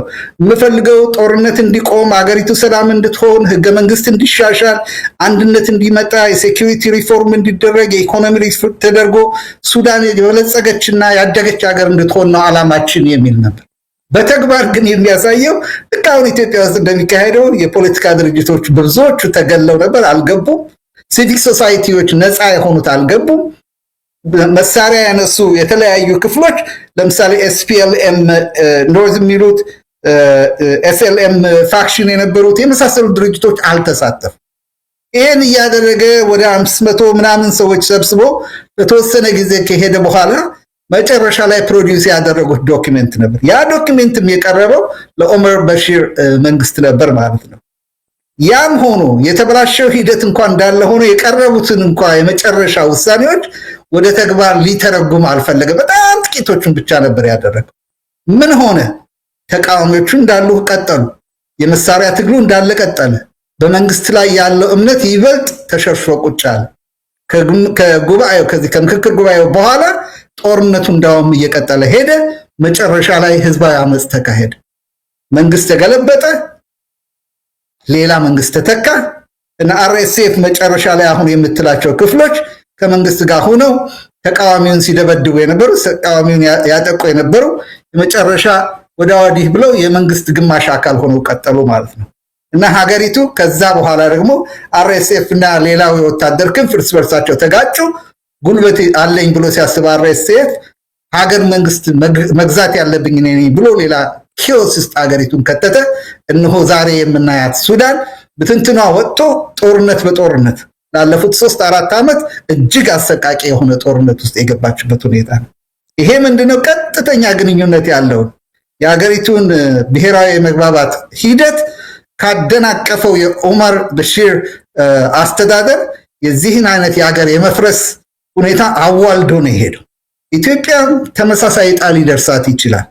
አሁን ባለው ሁኔታ ከቀጠለ ተመጣጣኝ ዕጣ ሊደርሳት ይችላል። በሌሎች ሀገሮችም ታይቷል።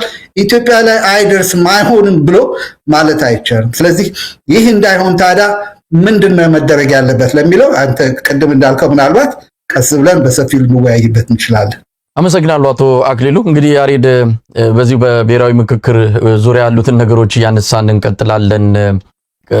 ላብነቶች አንዳንድ ክስተቶችንም እንደዚሁ በማሳያነት ለማንሳት ነው።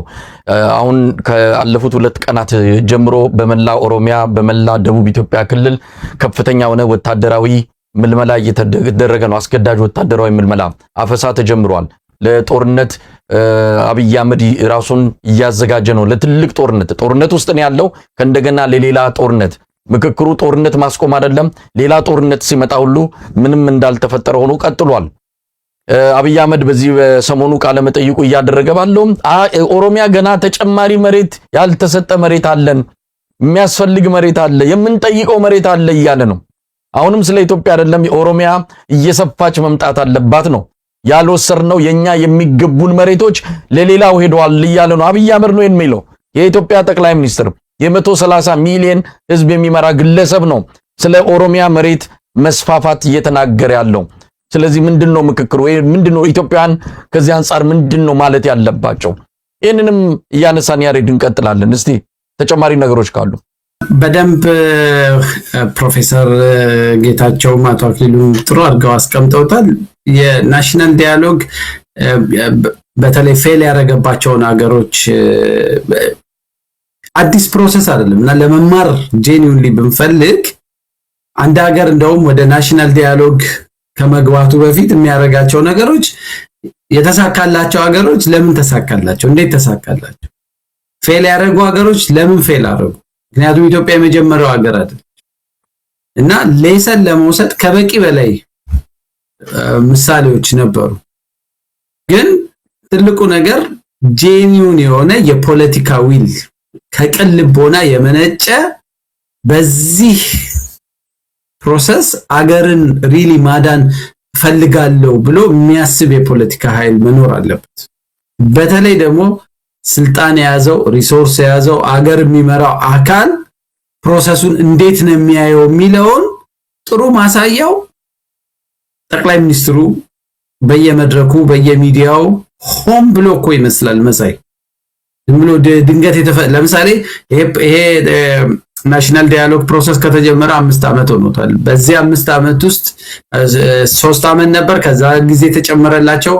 በዚህ ዓመት ውስጥ አገሪቷ ውስጥ የተካሄዱትን ነገሮች ከተመለከት አገሪቷ ጭራሽ ናሽናል ዳያሎግ የሚባል ነገር የምታወራ ሀገር እንዳልሆነች ነው የሚያሳየው እውነታው። ከግማሽ ሚሊዮን በላይ ህዝብ ያለቀበት ጦርነት ተካሂዷል። አማራ ክልል ውስጥ የተጀመረው ጦርነት በጣም ተባብሶ አብዛኛው የክልሉን ቦታዎች ሁሉ አካትሎ በጠቅላላ በአገሪቷ እኮ ከ8 ሚሊዮን በላይ ተማሪዎች ትምህርት ቤት መሄድ አይችሉም። ብዙ ተቋማቶች ስራ አቁመዋል። የትግራይ ህዝብ ይደርስለት የነበረውን ሰብአዊ እርዳታ ጭምር ተነጥቋል። ተስፋ የለውም። ነገ በማንኛውም ሰዓት ደግሞ ሌላ ጦርነት ይመጣል። ሌላ ሴቶችን በጅምላ መድፈር፣ ሌላ ረሃብ፣ ሌላ ስቃይ ከፊቱ ተዳርጎበታል። ስለዚህ ኢትዮጵያ በምንም መንገድ ናሽናል ዳያሎግ የምታረጋ ሀገር አትመስልም። ናሽናል ዳያሎግ የሚያረጋ ሀገር አትሊስት አንጻራዊ የሆነ ሰላም ያለበት ሀገር መሆን ያለበት። ስለዚህ የመጀመሪያው ቁልፍ ነገር ሲስፋየር እንዴት ናሽናል ዳያሎግ ውስጥ ከመግባታችን በፊት የጥይት ድምጽ እንዴት እናቁም፣ እንዴት እነዚህ ያኮረፉ የህልውና ጥያቄ ያላቸው ሌላም የፖለቲካ ጥያቄ ያላቸው የታጠቁ ኃይሎችን እንዴት ወደ ጠረጴዛ ዙሪያ እናምጣ ብለህ ጥይት መሳሪያ ዝማስ ብለህ ነው ናሽናል ዳያሎግ ውስጥ የምትገባው። ናሽናል ዳያሎግ አውጀህ የናሽናል ዳያሎግ ስብሰባ ላይ ሄደ ንግግር አድርገህ ማታ ድሮን እያዘዝክ የገበሬ መንደር የምታመደበድብ ከሆነ የናሽናል ዲያሎግ ላይ አይደለም ያለው ጦርነት ላይ ነው። ስለዚህ ወይ ጦርነቱን ጨርስና አንድ ፊት ከዛ በኋላ ናሽናል ዲያሎግ ውስጥ ገባለን። ስለዚህ ኢትዮጵያ ናሽናል ዲያሎግ ውስጥ አይደለችም ብዬ በድፍረት ደጋግሜ የምናገረው ለዛ ወይ እና ልክ በዚህ ምክንያት ፌል ያደረጉ ሀገሮችን የመንን ቅድም አቶ አክሊሉ ሱዳንን በደንብ በጥሩ ሁኔታ አስቀምጦታል፣ አልደግመውም። የመን በ2013 እና በ2014 ናሽናል ዲያሎግ በጥድፊያ ለማድረግ ሞክረው ሊያውም ወሳኝ የሆኑ አካላትን ሁሉ ወደ ጎን ትተው ወዲያውኑ የትራንዚሽናል ሮድ ማፕ ዘረጉ፣ ኮንስቲቱሽን ድራፍት አረጉ፣ ምን አረጉ። ግን እነዚህ እርምጃዎች አገሪቷ ውስጥ እየተቀጣጠለ የነበረውን ብስጭት፣ የህዝብ ብሶት፣ ኢሚዲየት የሆኑ የፓብሊኩን ሎካል ግሪቨንስ ህመሞች፣ ብስጭቶች አድረስ የሚያደርጉ አልነበሩ። ስለዚህ ፌል አረገ እና እስከ መበታተን ደርሳ አገሪቷ አስተናግዳ ማታቀውን ውጥንቅጥ የሆነ ጦርነት ግጭት ውስጥ ገባች። ካሜሮን በ2019 የሜጀር ናሽናል ዲያሎግ ብለው ጀምረው ነበረ። ተመሳሳይ ችግር ነው የገጠማቸው። ኪ የሆኑ የተገንጣይ የአርምድ ግሩፖችን በየቦታው ያሉ ያኮረፉ አካላትን ቦይኮት አረጉ። የፖለቲካ እንትኖች የትም መሄድ አልቻለም፣ ፌል አረገ። ሳውት ሱዳን ለተደጋጋሚ ጊዜ ናሽናል ዲያሎግ ለማድረግ ሞከሩ፣ አልቻሉም። ምክንያቱም ጄኒዩን የሆነ የፖለቲካ ፕሮሰስ መሆን አልቻለም። ሁሉ ጊዜ የክሪቲካል የሆኑ አካላት የዛ ፕሮሰስ አካል እንዲሆኑ ሲስተም እንትኑ አወቃቀሩ ራሱ አይፈቅድም። ዲሞክራቲክ ሪፐብሊክ ኦፍ ኮንጎ ተመሳሳይ ችግር ነው የገጠማቸው። ናሽናል ዲያሎግ ብለው ጀመሩ፣ ኢኒሺዬቲቭን ወስደው ብዙ ስራዎች ሰሩ። ግን የስቴክሆልደሮችን አሳታፊ አልነበረም። ብዙ ያኮረፉ አካላት ስለነበሩ ሊዘልቅ አልቻለም። የሞሪታኒያን መውሰድ እንችላለን። ከበለሊያውም ለተደጋጋሚ ጊዜ ሞክረዋል፣ ሞሪታኒያም አልቻሉም። እና ትልቁ ምክንያት የኪዮኑት በተለይ የገዢው ፓርቲ አካላት ዝም ብለው ፕሮሰሱን እንዲሁ በቃ ያ ፓርቲ ናሽናል ዲያሎግ አድርጓል እንዲባል ለይስሙላ ፌክ ፕሮሰስ ከመፍቀድ ውጪ ቅድም ባልናቸው ምክንያቶች እውነተኛ የሚፈልገውን ሀገራዊ ለውጥ እንዲያመጣ አልፈቀዱ። አንድ እሱ ነው። ከአብይ ጋር የተያያዘው ነገር አንዳንድ ጊዜ አገር የሚያስተዳድር ሰው ይመስላል፣ ግን በልቡ ደግሞ ሌላ ትንሽ ሀገር ይዞ ኦሮሚያ የሚባል ሀገር ይዞ ትልቅ ኢትዮጵያን የምትባል ይሄ ብዙ ጊዜ በጣም የከረረ ብሔር ተኮር አደረጃጀት ያላቸው የፖለቲካ ፓርቲዎች ሁለት ሀገር ይዘው ነው የሚጫወቱት። ትልቁ ሀገር ከተሳካላቸው እሱን ያስተዳድራሉ፣ ካልተሳካ ደግሞ ሌላ መመሸጊያ የብሔራቸውን ህዝባቸውን መነገጃ አድርገው እያስጨረሱ እያስገደሉ ለራሳቸውም ህዝብ አይራሩ፣ ህዝቡንም እየጨረሱ ግን ደግሞ ሁሌ ወገንተኛ ነን ላንተን ይወገን ነው የሚለው ህዝብ ከኋላቸው ለማሰለፍ ሁሌ መጫወቻ ካርዳቸው እሱ ነው። አሁን ሰሞኑን አብይ የሚያደርገው ነገር ናሽናል ዲያሎግ በምታረግ ሀገር ውስጥ አፄ ዮሐንስን ከስንት ዓመት ወደ ኋላ ሄዶ ጎትቶ አምጥቶ የመጀመሪያ ቀን ላይ እሳቸውን ልክ የአማራ ጠላት አድርጎ አሁን ላለው አዲስ ቴንሽን የአማራ ህዝብ ከትግራይ ህዝብ ጋር እንዲጋጭ እንዴት አድርጎ እንደተጠቀመባቸው ታያለ። የትግራይ ኃይሎች ከሱዳን ኃይሎች ጋር ገጠሙ ሲባል በማግስቱ 2-3 ቀን ሳይሞላው ደግሞ እንዴት አፄ ዮሐንስን ከገደሉ ሱዳኖች ጋር ተሰራላችሁ ብሎ ደግሞ የእሳቸው ተቆርቋሪ ሆኖ እንዴት አድርጎ እያንዳንዱን የታሪክ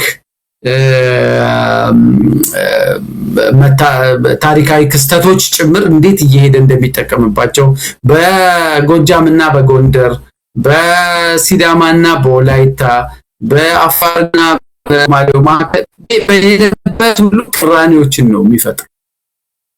ስለዚህ እንዲህ አይነት ኃይል እንዲህ ያለ የፖለቲካ አካል አገር በሚመራበት ሀገር ውስጥ እንኳን ናሽናል ዲያሎግ ልታረግ የአንድ ቀንም አንጻራዊ ሰላም ልታመጣ አትችልም። እና ኢትዮጵያ ችግር ውስጥ ነች። እኔ ለናሽናል ዲያሎግም ሩቅ ነን። ከዛ በፊት ይሄን ያገዛዝ ስርዓት ሊያርቅ የሚችል ፕላትፎርም ነው ኢትዮጵያ የሚያስፈልጋት።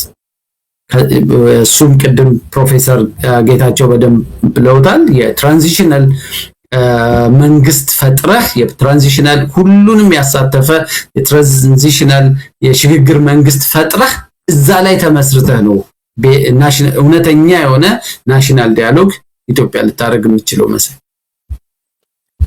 እንግዲህ ወደ ምን መደረግ አለበት ወደሚለው ምዕራፍ እንገባለን። አንዳንድ ነገሮች አሉ። ይህንን ፎቶግራፍ ያገኘነው ከዛው ከምክክር አዳራሹ ነው። የኦሮሚያ ክልል ፕሬዝዳንት አቶ ሽመልስ አብዲሳና የአማራ ክልል ፕሬዝዳንት አቶ አረጋ ከበደ ናቸው።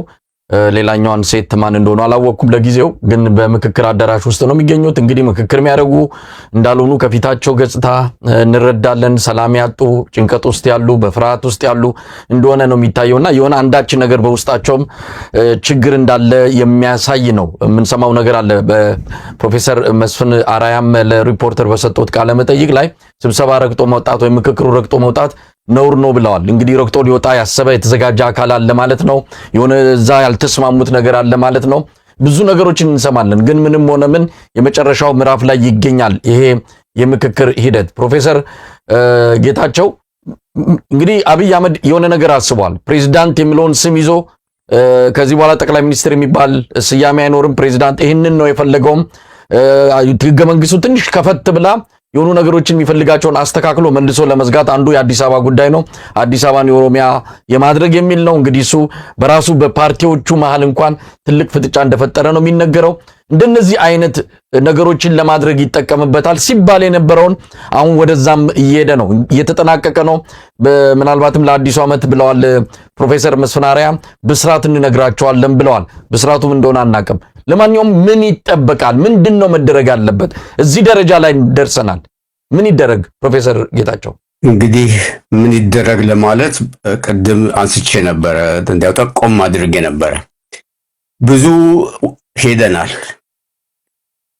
ይሄ የምክክር ጉባኤውን ብዙ ሄዷል። ነገሮች ተበላሽተዋል። ሐኪም ሰውን የሚያድነው በሽታው ከጠና በኋላ አይደለም፣ ገና ሲጀምረው ወይም በመካከል ሲሆን ነው።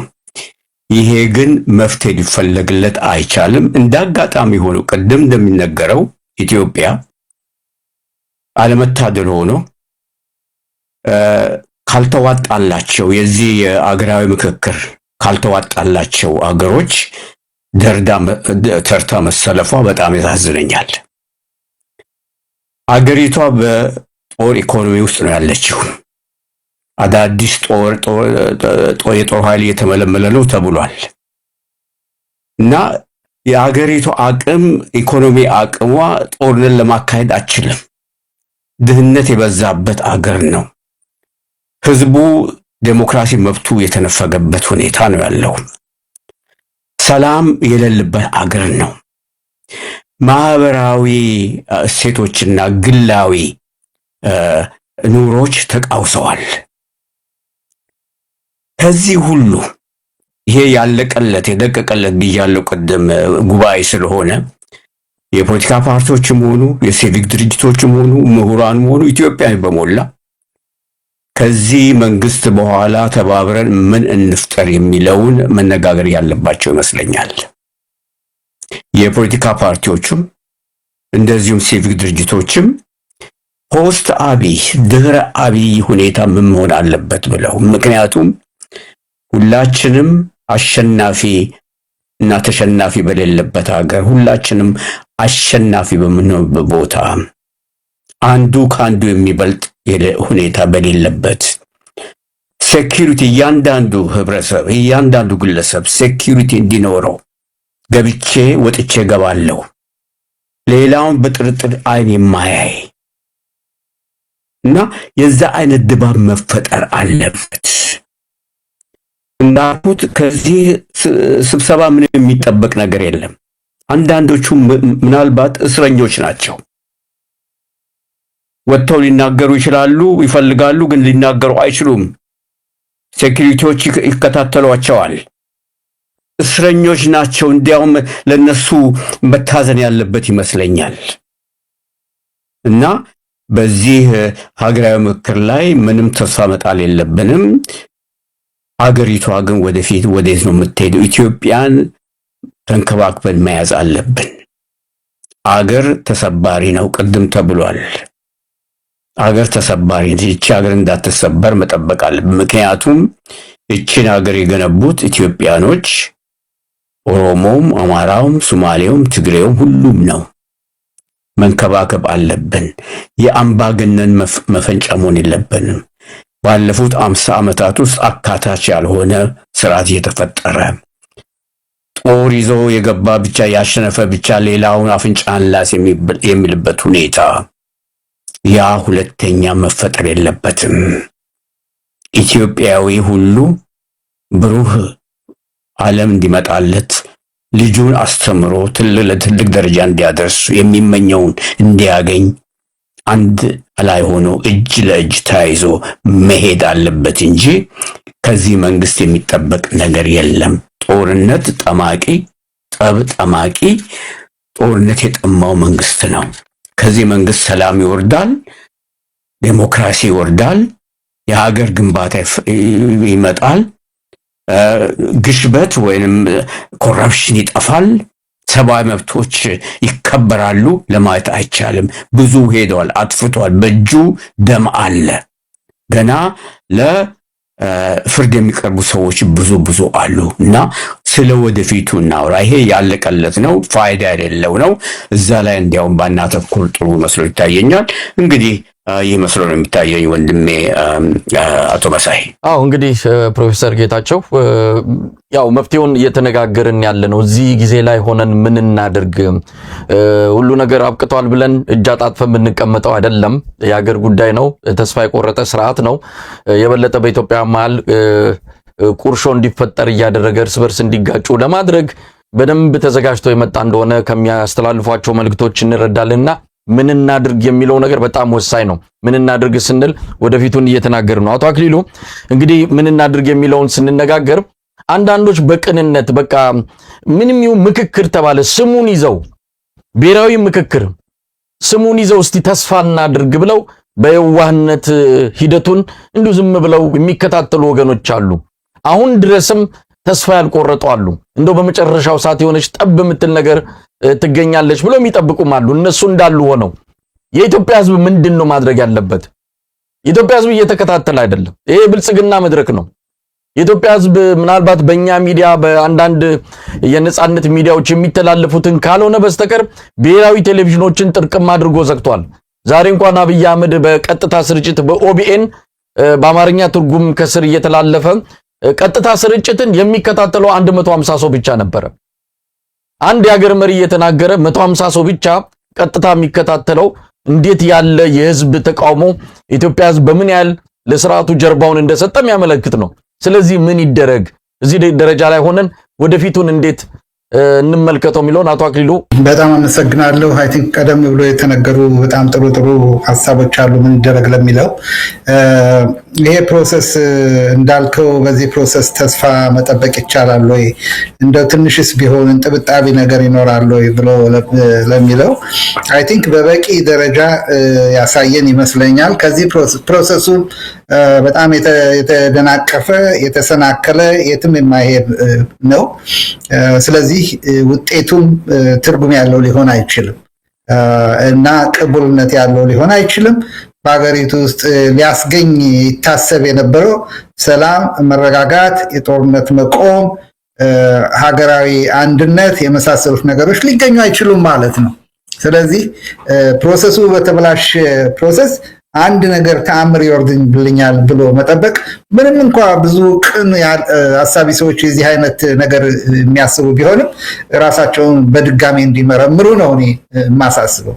መንግስታት ተጽዕኖ እንጂ በተስፋ ስትጠብቃቸው ውጤት የሚያመጡ አይደሉም። ስለዚህ ሰዎች በተስፋ ዝም ብሎ ወደ ላይ አንጋጠው ከመጠበቅ እንዴት የት ቦታ ተጽዕኖ አድርጌ ለውጥ እንዲመጣ ልግፋ ወይም መታገዝ ያለበትን ላግዝ ብለው እንዲያስቡ ያስፈልጋል ብዬ አስባለሁ።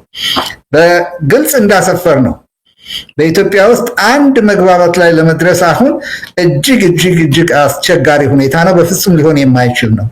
በሱዳንም በየመንም ቅድም እንደተገለጹት የነበረው ሁኔታ እንደሚያሳየን የነበረው የዚህ የብሔራዊ መግባባት የሚባለው የብሔራዊ ምክክር የሚባለው ሂደታ እንዳሳየን ከመግባባቱ አለመሳካት በኋላ በሁለቱም ሀገሮች የመንግስት መፍረስ እንደተከተለ በግልጽ እናያለን። አንድ በሁለቱም በኩል የምናየው ደግሞ ተጨባጭ ነገር ምንድነው? በሁለቱም ሀገር ተቃዋሚው ህብረት እንዳልነበረው። ስለዚህ በአንድ በኩል የመንግስት መፍረስ ሊመጣ የሚችልበት ቅቡልነት ስለሌለ መንግስትን ሊፍረከረክ የሚችልበት ሁኔታ ሲፈጠር፣ በሌላ በኩል ግን ተቃዋሚው ደግሞ ወደ አንድነት መጥቶ ይህንን ጋፕ ሊሞላ ካልቻለ ሊፈጠር የሚችሉትን አደጋዎች ሊሰበስብ ካልቻለ ትልቅ አደጋ ይፈጠራል ማለት ነው ለአገር። እንደ ሱዳን እንደ የመን መጥፎ ነገር ያልፈለግነው ነገር ውስጥ ሊገባ የሚችልበት እውነታ ነው። ስለዚህ ይህንንም በትክክለኛ ግንዛቤ ውስጥ ማስገባት አለ። ይሄ ሲባል ያለው ዲክታተርሺፕ ይቀጥል ይሻለናል ማለት አይደለም። የማይቀሩ እውነታዎች እየመጡ ስለሆነ አደጋዎች እየመጡ ስለሆነ ይሄንን ለመወጣት ምን ይደረግ የሚለው ነው ማለት ነው። ይሄን ለማድረግ ታዲያ ምንድነው በእኔ በኩል የሚታየኝ ተቃዋሚው ወደ አንድ መግባባት ላይ መድረስ አለበት። ተቃዋሚው ምን ማድረግ አለብን ይሄን አደጋ አቨርት ለማድረግ ነገ ደግሞ ህዝባችን በተመሳሳይ አዙሪት ውስጥ እንዳይገባ ለማድረግ ምን እናድርግ የሚለው ምክክር ካሁኑ መጀመር አለበት ብዬ አስባለሁ። ኢትዮጵያውያን ሌሎቻችንም እነዚሁን የተቃዋሚ ክፍሎች የሲቪክ ማህበራት የመሳሰሉት ወደዚህ እሳቤ እንዲገቡ በአስቸኳይ መወያየት እንዲጀምሩ ማሳሰብ ይኖርብናል። አገራችን አንድ አደጋ ላይ ብትደርስ ያንን አደጋ አቨርት ሊያደርጉ የሚችሉበት ሁኔታ መምጣት ይኖርበታል ማለት ነው። ስለዚህ እንደው መለስተኛ በሆነ ሁኔታ አገራችን አስቀጥለን ወደፊት ወስደን ትርጉም ያለው ድርድር የምናደርግበት ትርጉም ያለው ሁለገብ ሁሉን አቀፍ ድርድር ማንም ወደ ጎን የማይተውበት ድርድር ልናደርግና የተሻለ ስርዓት ልናመጣ የምንችልበት ሁኔታ በምን መልክ ሊዋቀር ይገባው ተብሎ አሁን ዛሬ ነገ ከነገ ወዲያ ሳይሆን አፍተር ይሄ ፌለር ምናምን ሳይሆን ዛሬ ምክክር መጀመሪያ ያለበት ሁኔታ በጣም አጣዳፊ ነው ብዬ አስባለሁ። በጣም ሴንስ ኦፍ አርጀንሲ ሊኖረን ያስፈልጋል። ምክንያቱም የህብረተሰብ ለውጥ የህብረተሰብ ወደ አንድ ነገር ላይ መድረስ መቼ ሊከሰት እንደሚቻል በግልጽ ማስፈር አይቻልም። ጦርነት በጣም ተፋፍሟል። በየቦታው ያለው ግጭት እየሰፋ ነው። ዛሬ ወደ 6-7 ክፍለ ሀገሮች ውስጥ ወይም ክልሎች ውስጥ ግጭት አለ። ይሄ ነገር የት ቦታ እንደሚደርስ አናውቅም። የምክክር ኮሚሽኑና የምክክር ሂደቱ በእኔ እይታ ኮምፕሊትሊ ፌር አድርጓል። ብዙ መፈረካከሶች ሊያስከትል ይችላልና ዛሬ ውይይት ያስፈልጋል። ወደ አንድ ቦታ እንዴት እንሰብሰብ ብሎ ፖለቲካ ድርጅቶች የፖለቲካ መሪዎች ሊያስቡ ያስፈልጋል። ፐብሊኩን በዚህ አንጻር ሚዲያውን በዚህ አንጻር ግፊት እንዲያደርግ ተጽዕኖ እንዲያደርግ ያስፈልጋል። ስለነገ ስለከነገ ወዲያ መታሰብ እንዲጀመር ሲቪክ ማህበረሰቡ ሰላማዊ ታጋዮች፣ ምሁራን የመሳሰሉት ሁሉ የየራሳቸው ሮል አላቸውና አይ ቲንክ ኃላፊነት የመውሰድ ስሜት በጣም በአጣዳፊ እንዲኖር ያስፈልጋል ብዬ አስባለሁ። ቅድም ያሬድ ሲጠቅስ የየመንን ኳርቴትስ የሚባሉትን ምሳሌ ሰጥቶን ነበር። ይሄ ትልቅ ምሳሌ ሊሆነን ይገባል። ኳርቴትስ የሚባሉ 4 ሲቪክ ማህበሮች የጀመሩት የብሔራዊ እርቅ የብሔራዊ መግባባት ሂደት ነበር። ያ ነው የነበረውን ክራይሲስ ማኔጅ አድርጎ ቱኒዚያ ከአምባገነንና ከክራይሲስ ወጥታ ወደ ዴሞክራቲክ ስርዓት እንድትሄድ ያደርገው። ስለዚህ እነዚህ አይነት ኃላፊነት መውሰድ ከምሁራኑ ይጠበቃል ብዬ አስባለሁና ከፖለቲካ ድርጅቶች ከሌሎች ብቻ ሳይሆን ከምሁራኖቻችንም ድፍረት ያለው ስራ ካሁን ጀምሮ ሊጠበቃል ብዬ አስባለሁ። ምክንያቱም ኮንሲኩዌንስ እውነቱን ለመናገር እጅን አጣጥፎ መቀመጥ ራስም ላይ መፍረድ ነው። አገር ስቴብል አትሆንም። እየመጣ ያለውን አደጋ እንደሌለ ፕሪቴንድ በማድረግ አንገት በመድፋት በግለሰብ ላይ ሁሉ ሊደርስ የሚችለው አደጋ ከፍተኛ ነው ብዬ አስባለሁ። ስለዚህ በእነዚህ ኤሪያዎች ላይ መስራት መጀመር ያስፈልጋል። እስካሁን የተሰሩ ነገሮች ካሉም እነዚህን አጠናክሮ መግፋት በጣም አስፈላጊ ነው ብዬ አስባለሁ። ጨረስኩ። አመሰግናለሁ አቶ አክሊሉ። እንግዲህ ያሬድ በአንተ በኩል ምን መሆን አለበት የሚለውን እየተነጋገርን ነው። አሁንም አንዳንድ የምንሰማቸው መረጃዎች አሉ። ከምክክሩ አዳራሽ የሚወጡ በጣም አስደንጋጭ ነገሮች አሉ። ምክክሩ ላይ የተለየ ሐሳብ ያነሱ ሰዎች የሚዋከቡበት ፓርቲው ራሱ ብልጽግና የሚባለው ፓርቲም በከፍተኛ አመራር ደረጃ ፍጥጫ ውስጥ የገባበት መስማማት ሳይችሉ እነሱም ራሱ መግባባት ሳይችሉ በተለያየ አጀንዳ የተለያየ ሐሳብ ይዘው ነው ተፋጠው የሚገኙት። ሌላው ቀርቶ የአዲስ አበባ ዩኒቨርሲቲ ፕሬዝዳንት ዶክተር ሳሙኤል ክፍሌ የኦሮሚያ ብልጽግና አባል ነው። እዛ የምክክር አዳራሽ ውስጥ ፊንፊኔ እያለ ነው የሚጠራው እሱ የአዲስ አበባ ዩኒቨርሲቲ ፕሬዝዳንት የሚል ስም ይዞ፣ ነገር ግን ፊንፊኔ የኦሮሞ ወጣቶች ቄሮች ዋጋ የከፈሉለት ነው፣ ይሄ ተግባራዊ መደረግ አለበት ብሎ ሽንጡን ገትሮ የሚከራከር ሰው ነው የአዲስ አበባ ዩኒቨርሲቲ ፕሬዝዳንት ሆኖ ማለት ነው። እንዲህ አይነት ሰዎች ስልጣኑ በእጃቸው ገብቶ ሀገር እየመከረች ነው ማለት ምናልባት ሀገር እያበደች ነው በሚለው ቃል ካልተተካ በስተቀር ይሄ ትክክለኛ የምክክር ሂደትን የሚያሳይ አይደለም። ያሬድ ምን መደረግ አለበት? አላመለጠም፣ አልረፈደም። በእርግጥ ብዙ ነገሮች ተበላሽተዋል። ቢሆንም ግን አሁንም ከተስማማን ከተመካከርን ስለ ኢትዮጵያ ቀጣይ አጥብቀን የምንሻው ነገር ካለ እሱ ቁጭ ብለን ከተነጋገርን መፍትሄ አናጣም። እስቲ ምን መደረግ አለበት ያሬድ? እዚህ ላይ ሆነህ ምን ማለት ትችላለህ? አመሰግናለሁ መሳይ። እኔም አሁን ልክ እንዳንተ ይሄ ውይይት እያካሄድን ከአዲስ አበባ ቴክስቶች እየደረሱኝ ነበር እዛው ስብሰባው ላይ የተሳተፉ ሰዎች ጭምርና የመንግስት ከፍተኛ ባለስልጣናት በተለይ ደግሞ የኦሮሚያ ክልል ሹማምንት የስብሰባውን የሚያወያዩ ተብለው የተሰየሙ ሰዎች ሳይቀሩ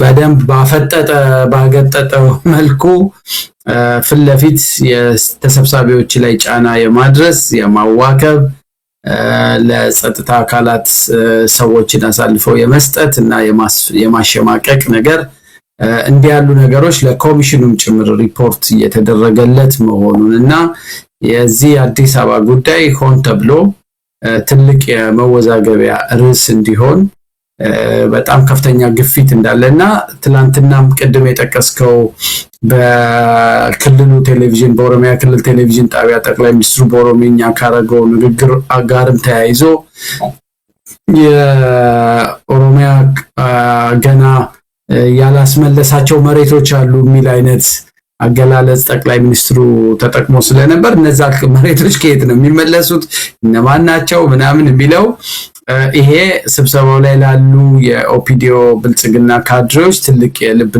ሰጥቷቸው በዛሬው ውይይት ላይ ራሱ የጠቅላይ ሚኒስትሩን ከዚህ ጉባኤ ውጪ በየሚዲያው የሚያደርጋቸው ንግግሮች ውስጥ ባለው ውይይት ላይ ለካድሬዎቹ ልክ በቃ በዚህ አጀንዳ ላይ ግፉበት እንደማለት አድርገው እንደወሰዱትና የውይይቱን ድባብ በሚያሳዝን ሁኔታ አፌክት እንዳደረገው ውስጥ ያሉ ሰዎች እና አንዳንድ ሰዎች አሁን በፍርሃት ሐሳባቸውን ራሱ በይፋ ከመናገር እንዲቆጠቡ ሁሉ የማሸማቀቅ አይነት ነገር እየተሰራ መሆኑን ነው የምታየው። ይሄ እንግዲህ እኔ ይሄንንም ባያረጉ እኮ ነው እኛ እንደዚህ ምንም ሳያረጉ በሰላም እንኳን ውይይቱ ቢደረግ ልክ አይደለም፣ ጤናማ አይደለም፣ ፌል ያደረገ ነው ሙሉ አወቃቀሩ እያለ ነው እና በላዩ ላይ ጠቅላይ ሚኒስትሩ ከውጭ ሆኖ ሆም ብሎ አይተህ እንደሆነ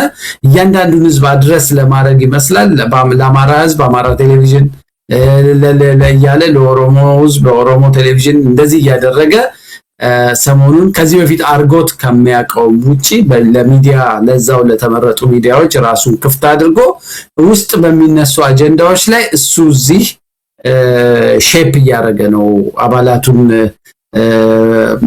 እና የአጀንዳዎቹን እንትንና ኦሬዲ ይፋዊ ወጃ አድርጌ ነው የምወስደው የጠቅላይ ሚኒስትሩን እንደዚህ በየቦታው የሚያደርጋቸው ንግግሮች ምንም አታመጡም ነው ትልቁ ነገር። የኢትዮጵያን ህዝብ ይንቃሉ። ይሄ ሁሉ የሚሆነው ህዝብን ከመናቅ የጠበበ የፖለቲካ አጀንዳና ስልጣን ላይ ያተኮረ እንትን በመያዝ ነው። ስለዚህ የምናስባቸው ነገሮች ሁሉ ሊመጡ የሚችሉት እንዲህ ያለውን ነውረኝነት እንዲህ ያለውን ግፍ አልቀበልም የሚል ህዝብ ሲኖር ጥቂት ምሁራኖች ሐሳብ ስለሰጡ እንዲህ ያሉ ውይይቶች ስለተደረጉ ብቻውን ያገዛዝ ስርዓቱ ተነስቶ ለካ ተሳስቼ ነበር ብሎ የሚለውጣቸው ነገሮች የሉም። እንዲህ አይነት ነውረኛ የሆነ ሞራል የማይገዛው ህግ የማይገዛው ዓለም አቀፍ መስፈርቶች የማይገዙት የሀገሪቷ ህገ መንግስት የማይገዛው የአገዛዝ ስርዓት ሲኖር አራቂው አንድ አካል ህዝብ። ስለዚህ ኢትዮጵያ ወደ ከፋ መተላለቅ ውስጥ ወደ ከፋ ችግር ውስጥ ከገባች በኋላ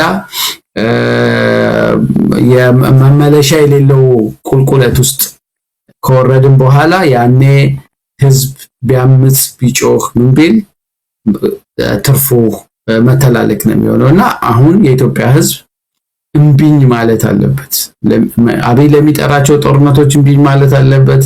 ለእንዲህ አይነት የማጭበርበሪያ ድግሶቹ እምቢኝ ማለት አለበትና ህዝቡ ቁጣውን የሚገልጽባቸው መንገዶች በተደራጀ መንገድ የፖለቲካ ኃይሎችን በመደገፍ መንቀሳቀስ አለበት። እኔ ህዝባዊ ቢተኝነት ኢትዮጵያ ውስጥ ዘግይቷል። መንቀሳቀስ ካለበት መነቅነቅ ካለበት በጣም ዘግይቷል።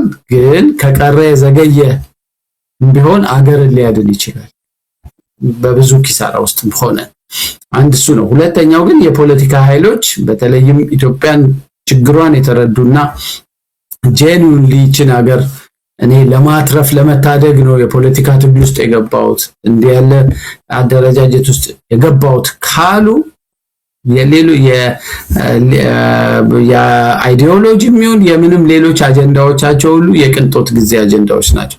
አገር ሲኖር ነው አጀንዳዎችህን ሐሳብህን ለህዝብ ሸጠህ ጉዳይን የምታስፈጽመው። ስለዚህ ቅሌን ጨርቄን ሳይሉ የፖለቲካ ኃይሎች በተክላላ ወደ አንድ መተባበሪያ ፕላትፎርም ውስጥ መጥተው ኢትዮጵያን መታደግ የሚችሉበት ስራ ላይ አተኩረው መስራት አለባቸው። ካለበለዚያ ያገዛዝ ስርዓቱ አዝኖ ወይም እንደው ቅን ሐሳብ ውል ብሎበት ፍሬን ይዞ አገሪቷን ከእልቂት ያድናል ብዬ አላስብም። እንደዛ አይነትም ነገር የማሰብ አቅሙ ሞራላዊ እንትኑም ያላቸው ሰዎች አይደሉም ስልጣን ላይ ያሉት። ይሄው በእሳት ላይ ነዳጅ የሚያቀጣጥሉ ሰዎች ናቸውና የኢትዮጵያ ህዝብ ሀገሩን መታደግ ኃላፊነቱ እንደሆነ ሌላ የውጭ አካል እንደማይመጣ ማንም እንደማያድነን ነገ ከከፋ የየመን፣ የሲሪያ፣ የሱዳን፣ የሶማሌና የሌሎች ፌል ያደረጉ ሀገሮች እጣ ፈንታ ሙሉ በሙሉ እዛው ልንገባ በቋፍ ነው ያለነው፣ ጫፍ ላይ ነው ያለነውና ከዛ አደጋ ኢትዮጵያን መታደግ ራሳችንንም መታደግ የሚችለው የኢትዮጵያ ምሁራን ልሂቃን እና ማንኛውም ህዝብ ከዚህ ብሔራዊ አንድ ቁልፍ ነገር ብዬላቁ ከዚህ ይሄ ብሔራዊ ምክክር አንዱንም የኢትዮጵያ ችግር አንዱንም እኔ ከዚህ በፊት መሳይ ባደረግነው ውይይት ብልጽግና ፌል ያደረገባቸው 10 ቁልፍ ነገሮች ብዬ ሰብአዊ መብቱንም ኢኮኖሚውን ምን እያለ የንበት አንዱንም ችግር ሊፈታ አይችልም። የአንድ ጥይት ድምጽ እንዳይጮህ ማድረግ አይችልም ይሄ ፕሮሰስ። ለታሪክ ይሄ ውይይታችንም ይቀመጣልና ከዚህ ናሽናል ዳያሎግ ኢትዮጵያ አዳዲስ ቁስሎች ይዛ ተወጣ ይሆናል እንጂ ካሉት ቁስሎች አንዱም አይታከም።